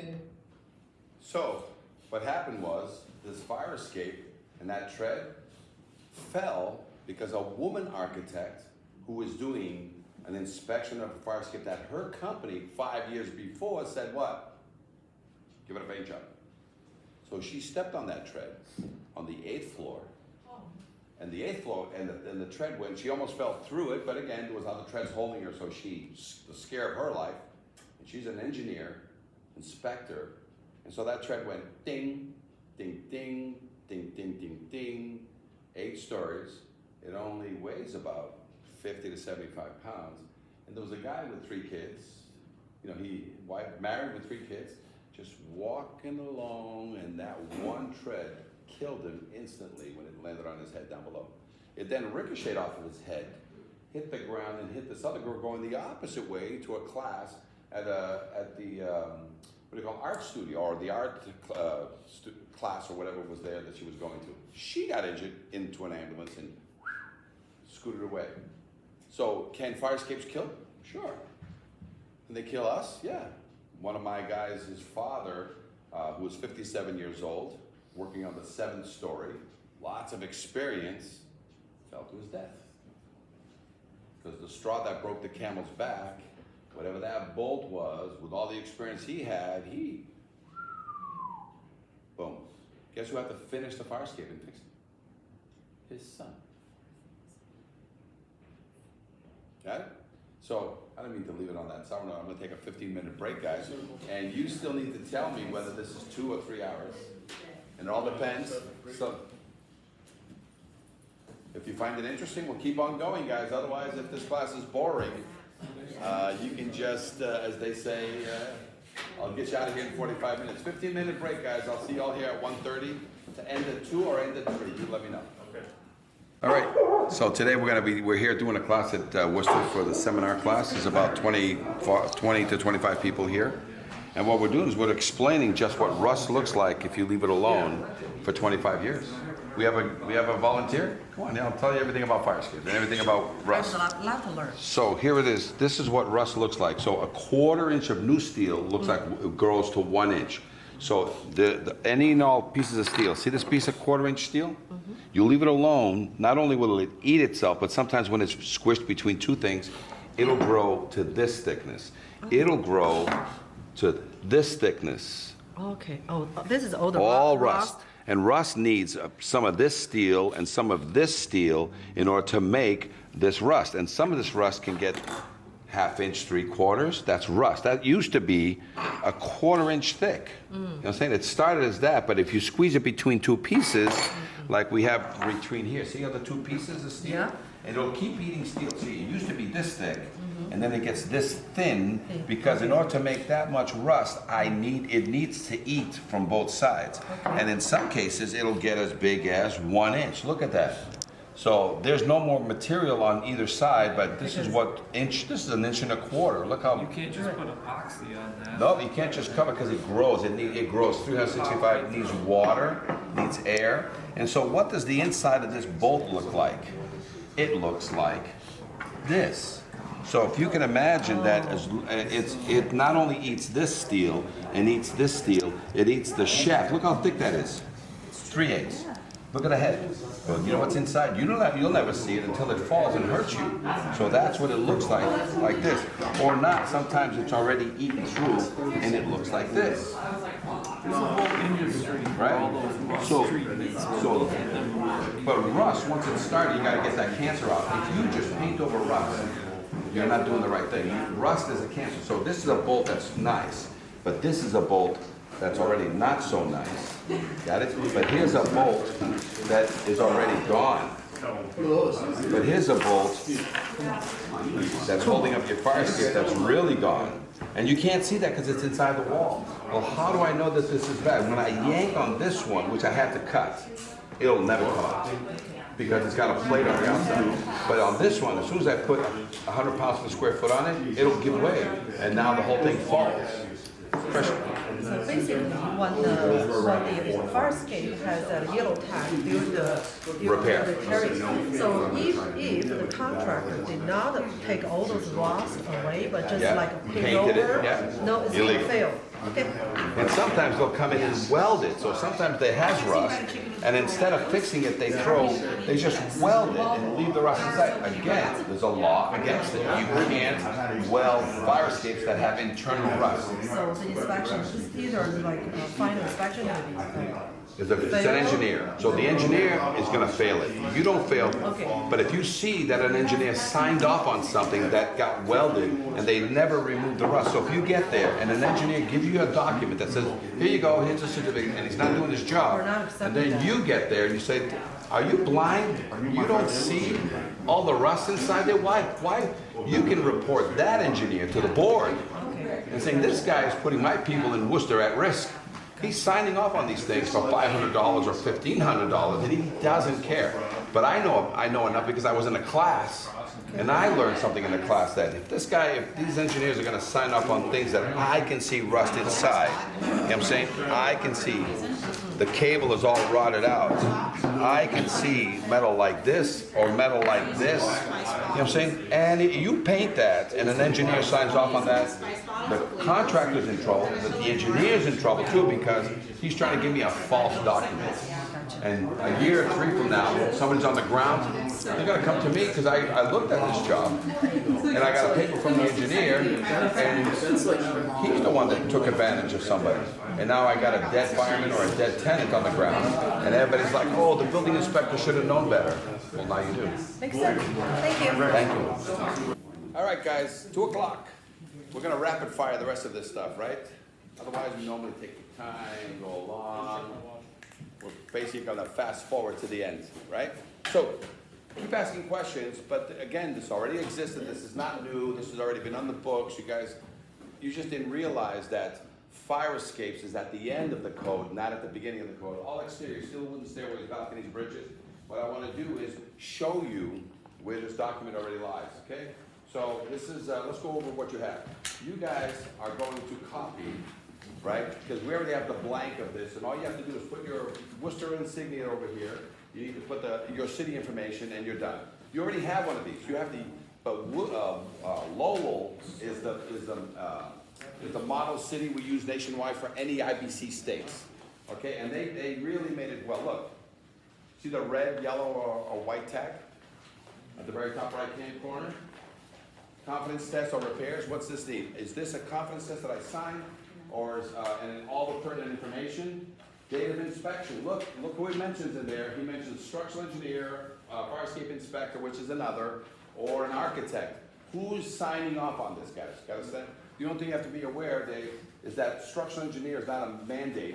It's a request by you guys, but a design professional is any architect, any engineer that's certified with the state, and the others already here because what we're called in Massachusetts a fire escape mechanic. Your G3 license in the city of Boston allows you to sign off in Boston as a fire escape mechanic, so you can repair them and you can sign off on them in Boston. And you're called a fire escape mechanic. It's right on their affidavit. All right? So I would question every mechanic. If they don't prove to you that they're a mechanic, don't let them sign. They can repair, but don't let them sign. So they have to go above and beyond to prove to you that they should be able to sign because they inspect fire escapes. You know what I'm saying? They may have a company that repairs fire escape, okay? All right, so EPA, see the EPA firm, what's that telling you? That we're talking about the lead paint, so it's all on this same document, guys. Problems found.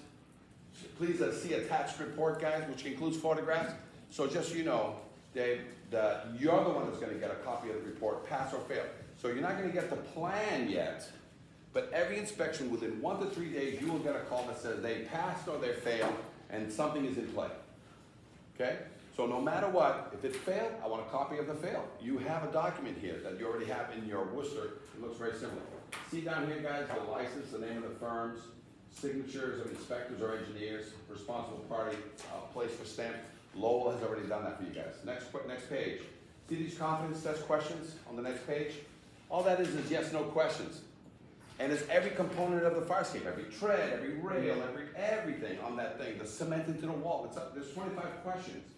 Down here, they mention your 1001.3. You don't know the code? Read it. It's right there. All exteriors, bridges, steel or wooden stairways, fire escapes, and egress balconies. So you may have some buildings down here that there's no stairs to the ground, but it goes from building to building, crossing a firewall. That's called an egress balcony.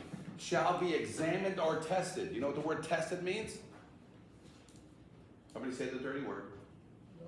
Load test. Okay? And if you don't know what that means, what happens is it's clearly identified since 1927 further down below.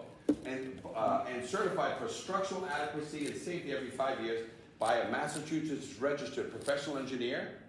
Okay? Professional engineer, not a structural engineer, because they're hard to find and they won't come out sometimes because they don't want the liability associated with it, okay? Or their firm won't allow them. So be careful.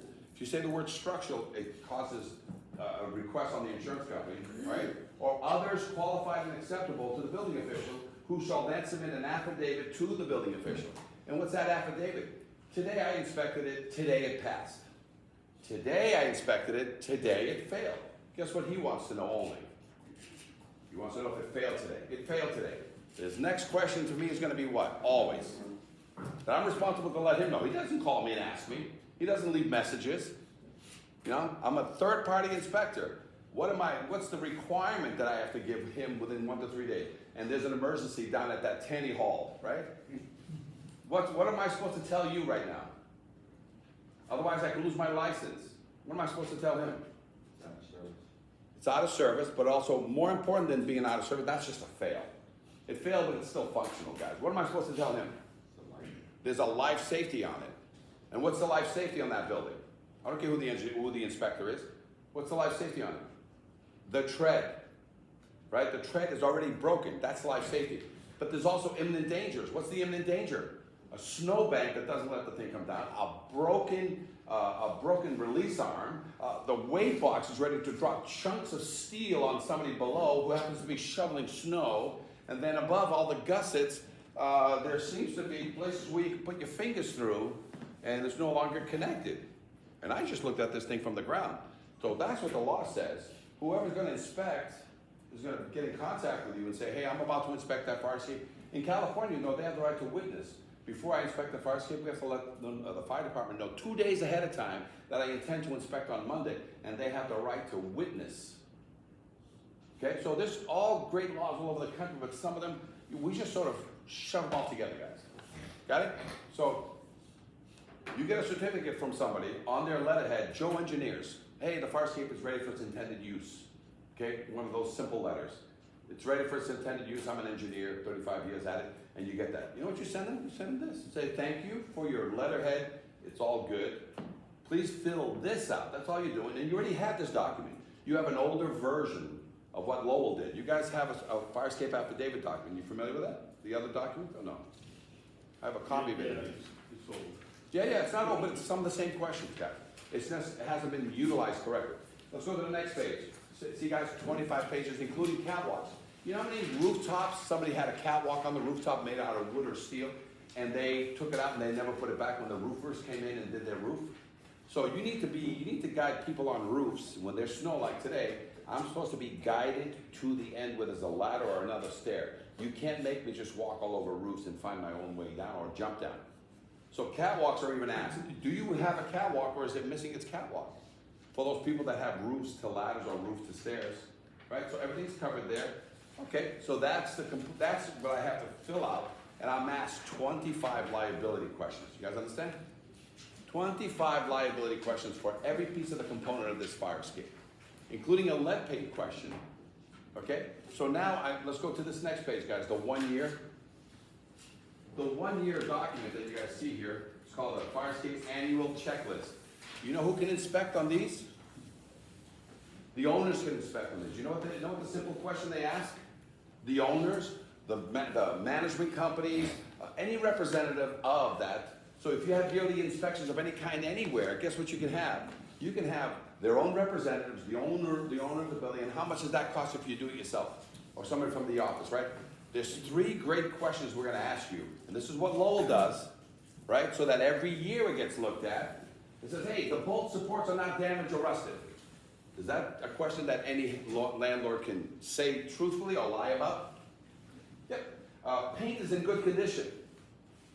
Any landlord and any maintenance guy can answer that question and lie about it too, right?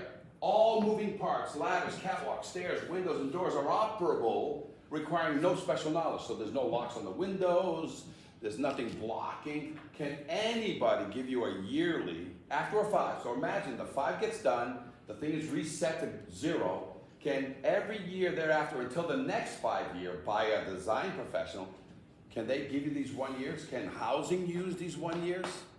So that we make, and you wanna know one of the greatest things you can ever do to somebody that has to prove this 1 year? You say, hey, I'm here, I'm from the housing or from the building department, you're required to do 1 year. I just need you to walk the fire escape for me. I'll be downstairs.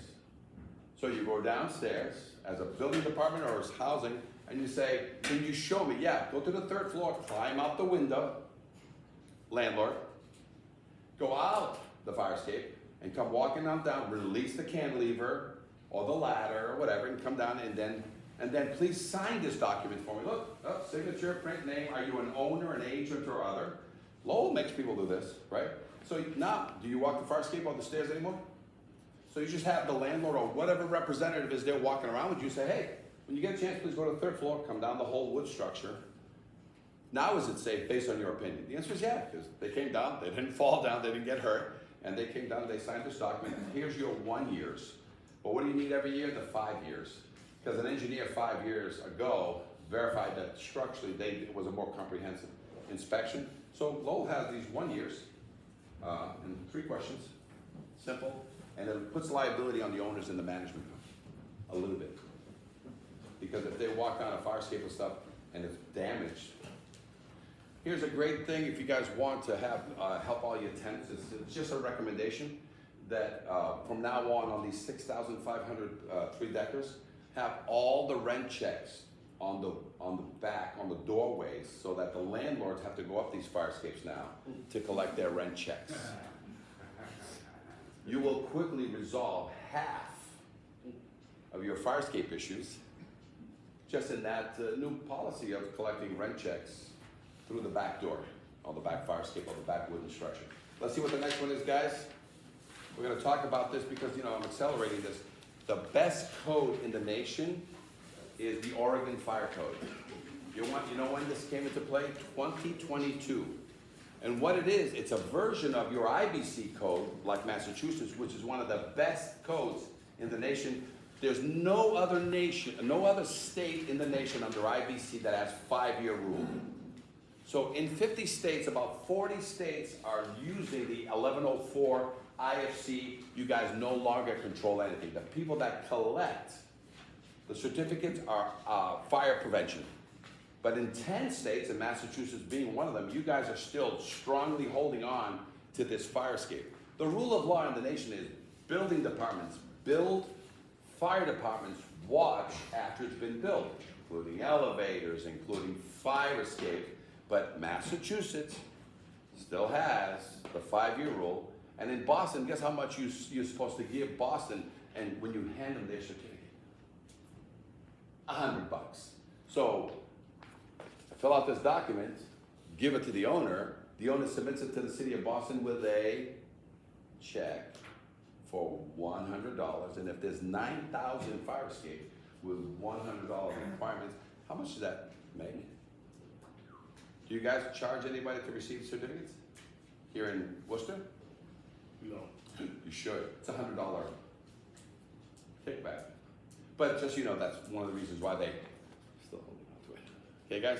So, who's got the best code now for the 1104? Better than your code here? And it's the same code. You guys want to read it? I'll read it too. So, go to this page. Okay?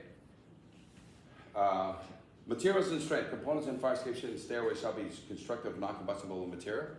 Just so you know, guys, all fire escapes have to be metal, or can they be a mixture of wood? They could be wood. It has to match the building type. You have a wood structure. Can I have a wood fire escape, new or used? The answer is yes. But the thickness of the material must be fire rated. So you can't buy any fire rated wood. So what you have to do is a thickness, 1.5 inches. It's the 2-inch nominal thickness. And I mean, the deck is 2 inches, the rails are 2 inches, the treads are 2 inches, everything. So just so you know, if I build a new fire escape on a wood structure here, it can be a wood one to keep the cost. But sadly, these pressure treated fire escapes only last about 25 years to 35 years maybe before they start tearing themselves apart, especially if they use a machine gun to nail the thing together, okay? So that's the code right there. Fire escape stairway components shall support the dead load plus live load of not less than 100 pounds per square foot, enforcing the law of load testing, right? Fire escape stairways and balconies shall be provided with a top and intermediate handrail so that minimally going down a stair or every railing has at least 2 lines to it so that kids don't fall through the second line. All right, the examination. Fire escape stairways, rails, ladders, and balconies shall be examined for structural adequacy and safety in accordance with this section of 1104.16. Every state is 1104.16. Oregon is now the #1. They went from dead last to #1. And the Oregon Structural Specialty Code by a registered design professional, others acceptable. Does that change compared to you? Same, right? And the fire code official every 5 years. Changed from you guys? Nothing.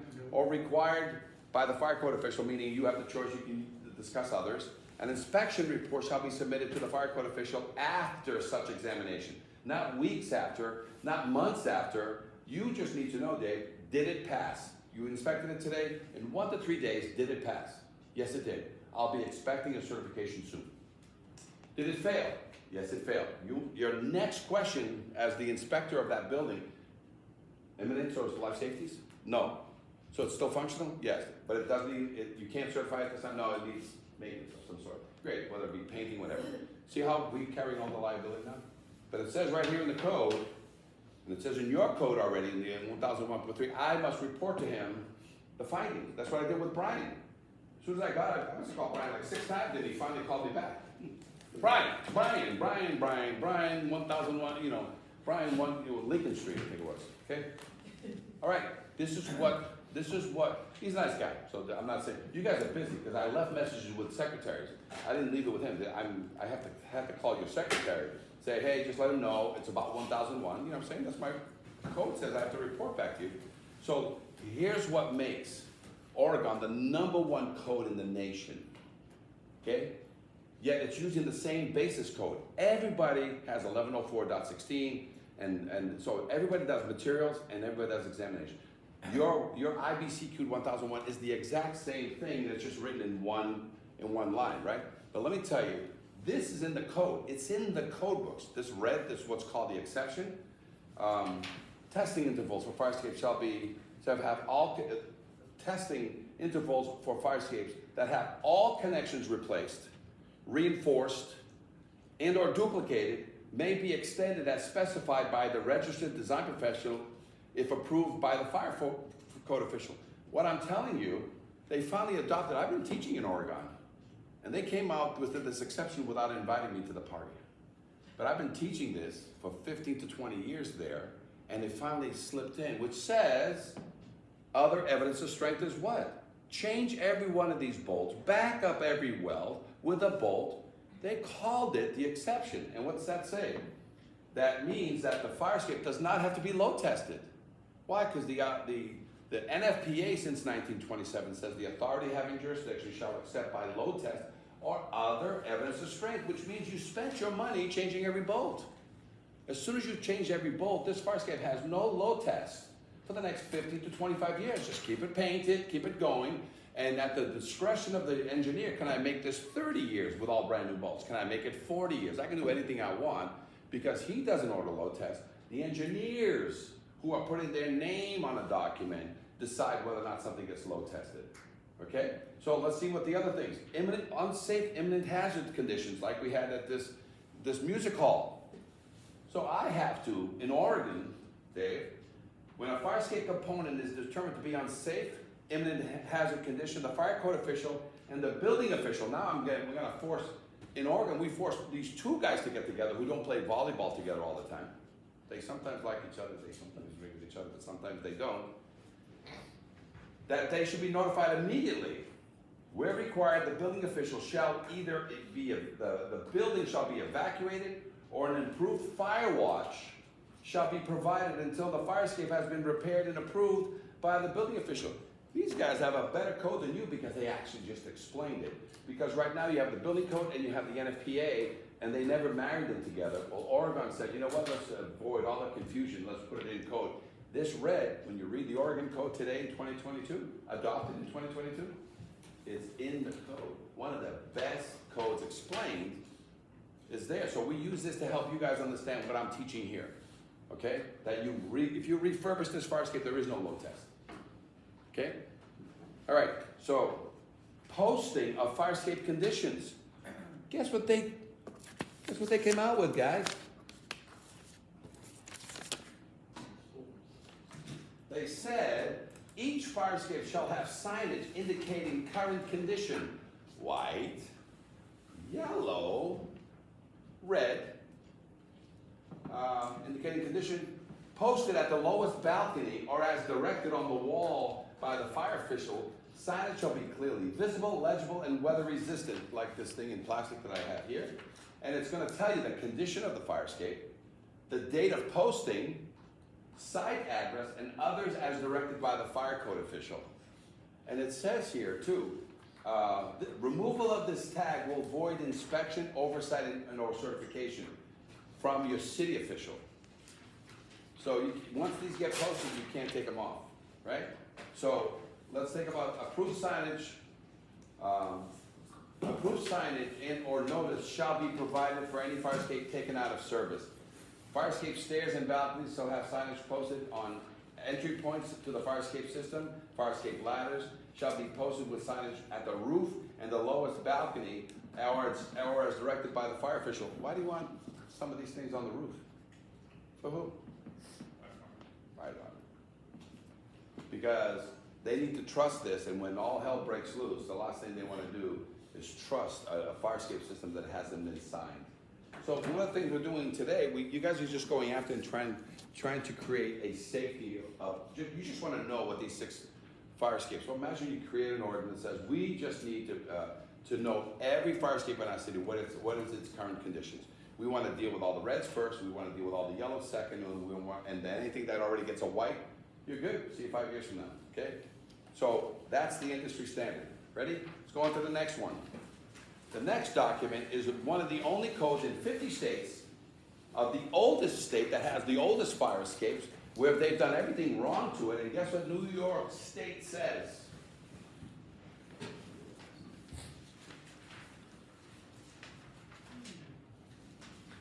This is the requirement on fire escapes when you're repairing defective pieces. I'm trying to see where it says. Look at miscellaneous and ornamental metals, right? And look at the very bottom E, and what's it say on the very bottom E? No welding is permitted on a fire in the repair of fire escape. All repairs must be shop bolted or shop welded. So if I have a tread that I need to fix, I can weld it at my shop, but then I install it with bolts at the fire escape. All repairs of a railing can be done at my shop, and then I bring it in and then I bolt it. So when I show up at a fire escape and there's an emergency situation, I have to bolt it to satisfy a certification back to date. Can I weld it as an emergency just to shore it up that day? Yes. Can I keep it as a permanent repair, anything that's welded? No. And by the way, if I'm gonna show up with a welding machine, who's Dave gonna make me go get a fire watch permit? Fire department, it's a hot work permit, right? So if I can make it a connection with a bolt, I will do my best. So a good fire escape truck does not have a welding machine on it. They can have a tack welding machine, you know, to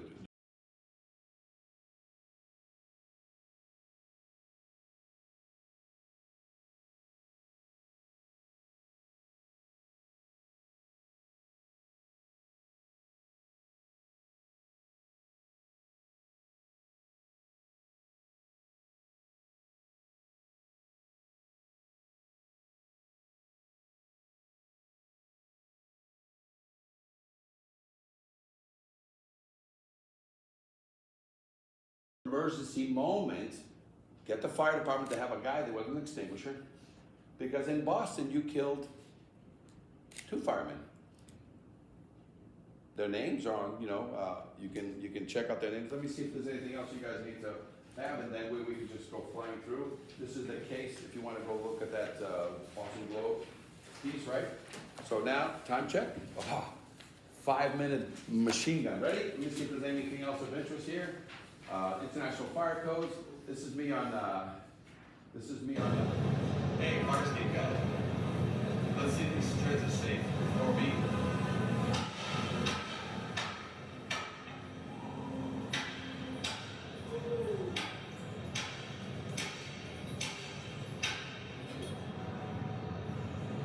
Ping pong. When I go up for fire escape, I ping pong the thing.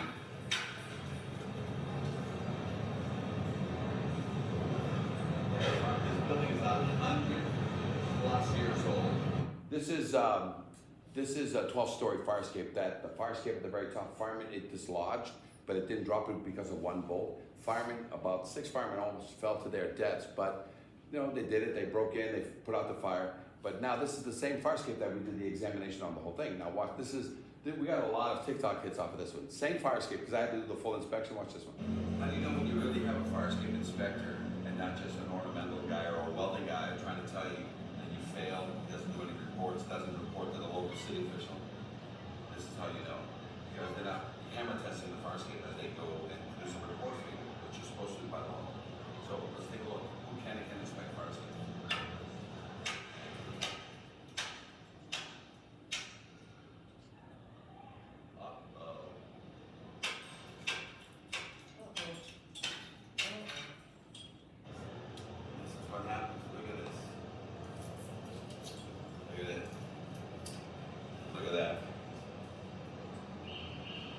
retread becomes a tenant or a fireman, they haven't maintained as required by law.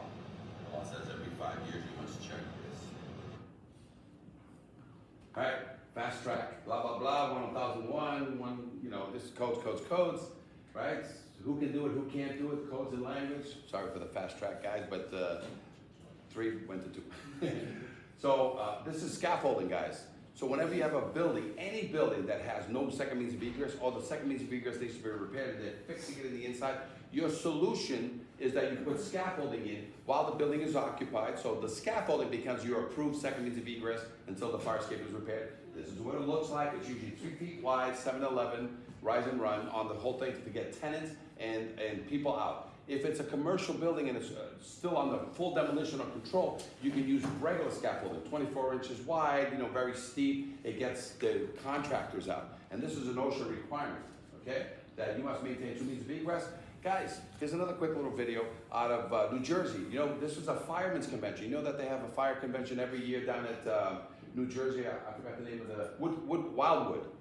And we're talking the big Wildwood get together, and these guys, it's a whole week, firefighters everywhere, they rent, you know, housing nearby, you know, Airbnbs, and this is an Airbnb, and... Mounted inside this new view of last weekend's multi-level deck collapse in Wildwood, and the panic that followed.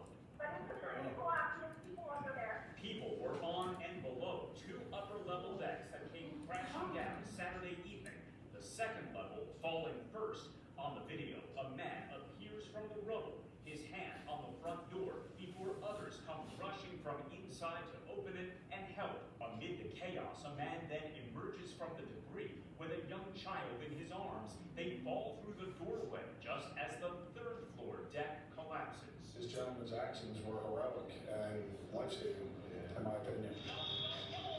Police body camera video we first brought you Thursday captured a team effort to rescue a volunteer firefighter trapped under debris. Look at that roof ready to come down on you. Including children and firefighters from South and North Jersey were hurt in the deck collapse. This is all rental, you know, vacation rentals.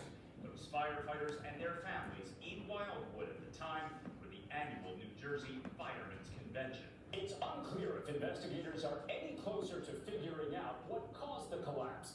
I reached out to the city's construction official, but did not hear back by our deadline. Yeah, you probably didn't get the message. They blame you guys all the time. What are you doing? Well, now it belongs to fire. So quickly, codes, laws in effect, fire escape types. Here's all the different fire escape types. Everything that's exterior. Your motels. Your motels. I have to inspect these and load test these. All right, all exterior, steel wood stairways, balconies, bridges. If you have to get out, you have to inspect it. Whether it's a deck and a stair, so they may have 2 means of egress in this house, a front door and a rear door, and they have a deck. Guess what now needs to be inspected? Okay, so I'm fast tracking. Handicap ramps. I have to inspect handicap ramps because it's a means of egress to get handicapped people out of a building, out of the 1st floor, right? So catwalks are missing, crossovers. You know, you guys have some of these on some of the buildings, right? What's missing here? A deck so that you can feed that, and it's usually off to the side over here, right? But have they snuck in one of these on a weekend? Sure they did.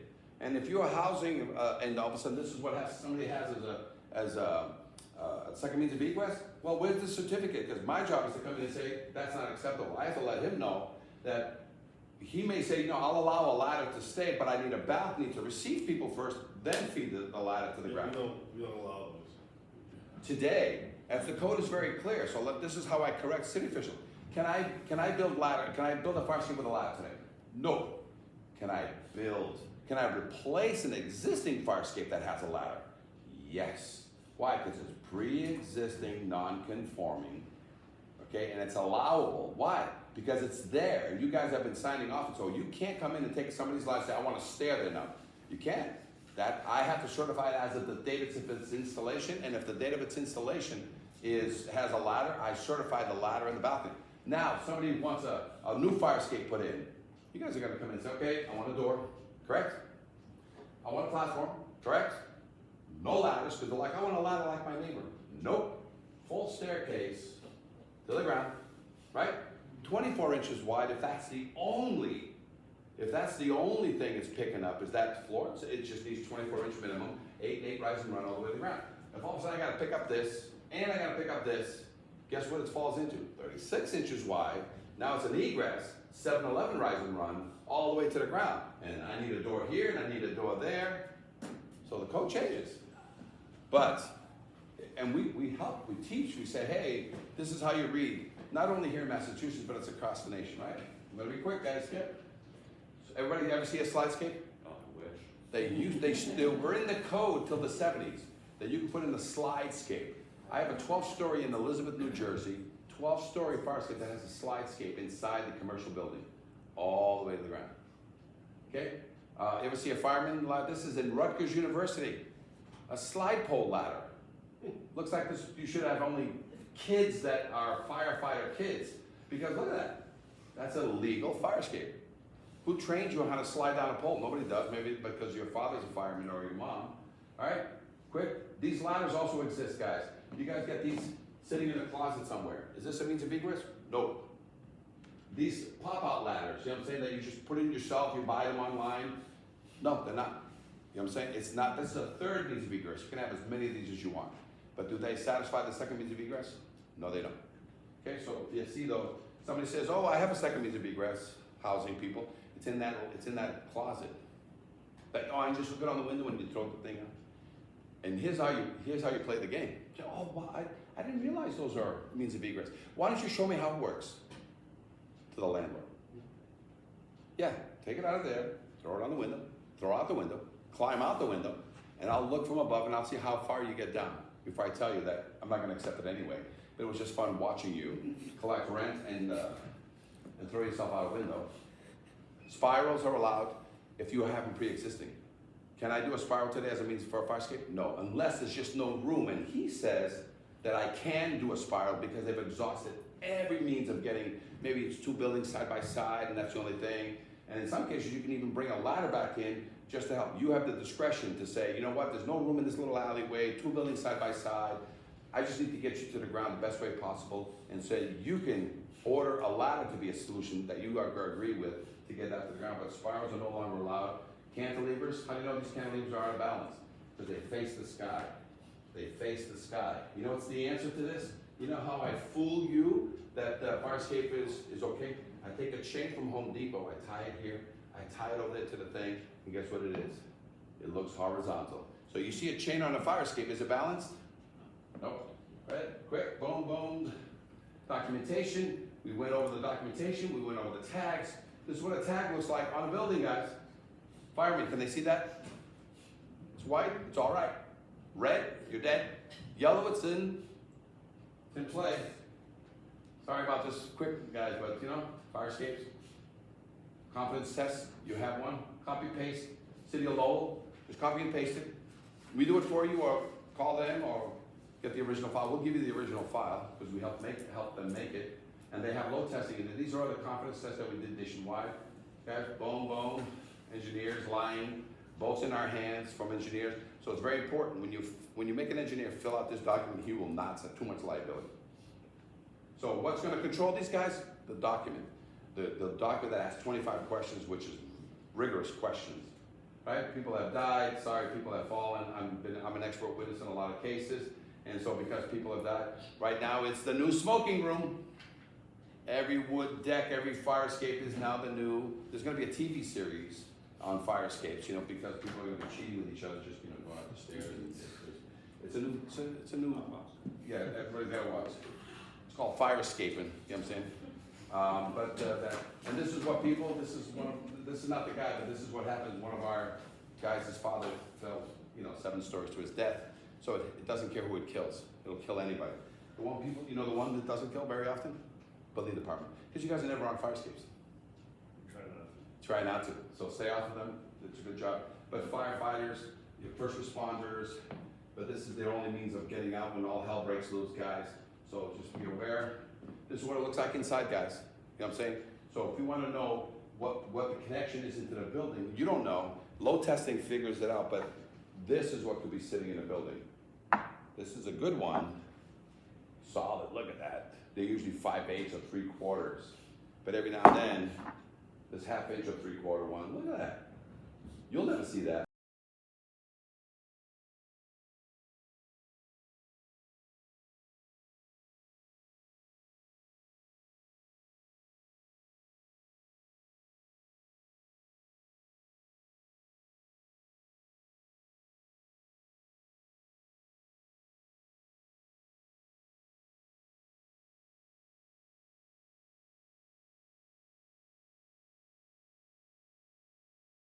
Inside, only a load test verifies for you on a 75 to 125-year-old building. But when you have a fire escape that's only 25 to 50 years old, there are times that we use other evidence of strength, and that's its age, the new bolts, no rust found, fully galvanized. So load testing doesn't always have to, I can always use other evidence of strength as my ability to say, I'll sign off on this, I feel very confident. I'll take all the liability. Okay, that's what a through bolt, what a plate looks like inside. Sometimes you see it, sometimes you don't. And we also test fire towers. This is the first fire tower in the nation ever load tested in Oakland, California. They're the #1 fire tower in the nation. And we also had to raise the railing height to 42 inches because everybody got taller in 50 years. So the reason why we raised the railings, is these are all 32s, we raised them to 42s because in San Francisco, the railings are all 32s, all 36s. One of the pipes, you know, that you tie your hose to, was left uncapped, and when they pressurized, it blew somebody off the San Francisco fire tower, and they, boom. So now we also test for departments. So if you have a training tower here in Worcester, we'll usually do it for free. You know what I'm saying? We'll go out, take a look at it, and make you aware that it's got a danger, and the danger is broken treads, broken everything, right? Very quick load test. Here's what a load test looks like, guys. The old way to do it, this is called a cascading load test. So what do? You put the 50-pound sandbags up on a fire escape at the very top, and you come down tread by tread by tread like we're doing here. This is the old way. We have other techniques, which are proprietary, but you know what I'm saying, whether we yank on it, sandbags, lead, we have many ways. But it's when you simplify it, hey, 7 guys go up the fire escape, bring these all the way to the very top, and then what's called a cascade. Each tread gets 300, 350 pounds apiece. But you have to control them because they want to tipple over and stuff like that. This is a load test. You just learned the simplest way to load test. With humans, or humans putting 50-pound bags. And by the way, I would never load test a fire escape that's already bad. It's called a pre-load test evaluation, identifying deficiencies, which says no load test. And as soon as you fix it, guess what it eliminates? The load test. So, in some cases, this is what happens, but this is us, you know, doing it from the top. This is also another way. We put a weight at the bottom, such as a truck or any weights right there, and we just run a cable, and up to the very top, we just yank on the 10th floor, yank using the truck at the bottom, yank, next one, yank, next one, yank. So multiple ways to load test fire escapes. Hey guys, missing pieces. So if all of a sudden I find that I got a fire escape built in the 20s that's missing its protective rail like this one, I'll tell you, hey, it's missing something. They don't get to keep it. If it was wrong back then and it could hurt children or anybody, we make them upgrade the fire escape to whatever's missing, and a lot of times it's just a missing rail. Talked about the confidence test. Right now, if you are load testing, we have to provide you some information that, you know, the fire escape, here's the couch for the entire fire escape, and they're all weird and all different sizes, right? So we're gonna give you the documentation you need to load test. This is our calculator to say what everything gets, and it's just a, you know, 5 by 5 is 25 square feet times 100, 2,500 pounds needs to go on there. And a lot of times we don't put 2,500 on the whole thing. We put, 1,250 on this left side. Take it, bring it over to the other side, because it's a lot safer for these buildings that are 75 to 125 years old. Got it? All right, next, boom, boom, boom. Expert witness. Guys, in case any of you get hurt, please hire me. I'll defend you very well. But this is my first case ever. A fireman who was 28 years old fell through 3 treads in New York City, right? And the one thing about this is that he was permanently injured his back. And so what happened was he not only got his workers' comp and all that, he sued the owner of these buildings directly, which is not normally used. They say, no, you got hurt during your work. He goes, no, we were able to prove had the owner done his job, this was preventable. So he got his money to take care of him the rest of his life, And then he also got to sue the owner who owned multiple properties directly and say, you just ruined my life. Millions and millions of dollars of money.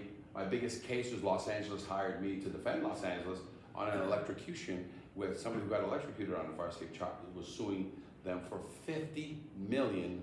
Because he got electrocuted on a fire escape because wires were close by that belonged to the utility, and he survived. Nothing left of him, but he survived, and he sued for $50 million. I was defending, what do you call it, LA? I was only able to bring it down to $30 million. But he was injured and destroyed. Guys, cases, insurance. I already told you, insurance is gonna pay.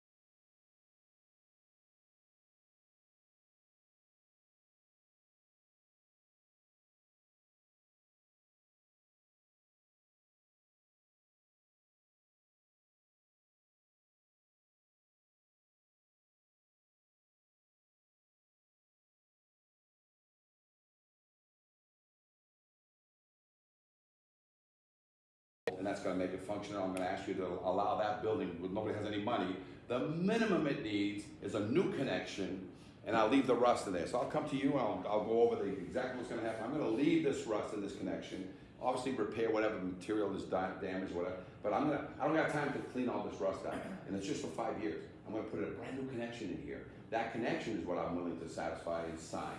That's called making it function, that's called a repair. Restoration is I come in here and I actually take this bolt out, take all this rust out, reinforce any and all steel accordingly, and that restoration, and I put that tight, and I put caulking in there, that 35 to 50 year paintable stuff, that's called a restoration. So I am either restoring it, I'm gonna bondo it. But the key for you that lets you say that my signature is good on this is that there's a brand new bolt inside that is 1/2 inch thick or 3/8 thick, and no way in 5 years time, even though it's got all this rust that I left behind, right, will it eat that shaft. And in 5 years time, you already have it written in the docket that guy has, because we're just helping a little old lady get through or whatever the situation may be. In 5 years time, full refurb or full replacement. It's already written. So future predecessors that are gonna inherit this building, they're like, oh, let me read what the last thing said. The last certificate said that you guys helped little old ladies, get something done. And a full refurb, forcing them to sell the building, deal with it with a replacement. But this is what new fire escapes look like. So if we're coming to you with any new fire escape, this is what it's gonna look. It's all 3D now. I'm saying what it looks like inside, no having to understand cross sections, 3D activity, and that's 15 minutes beyond what you guys had asked me. That's the end of the show.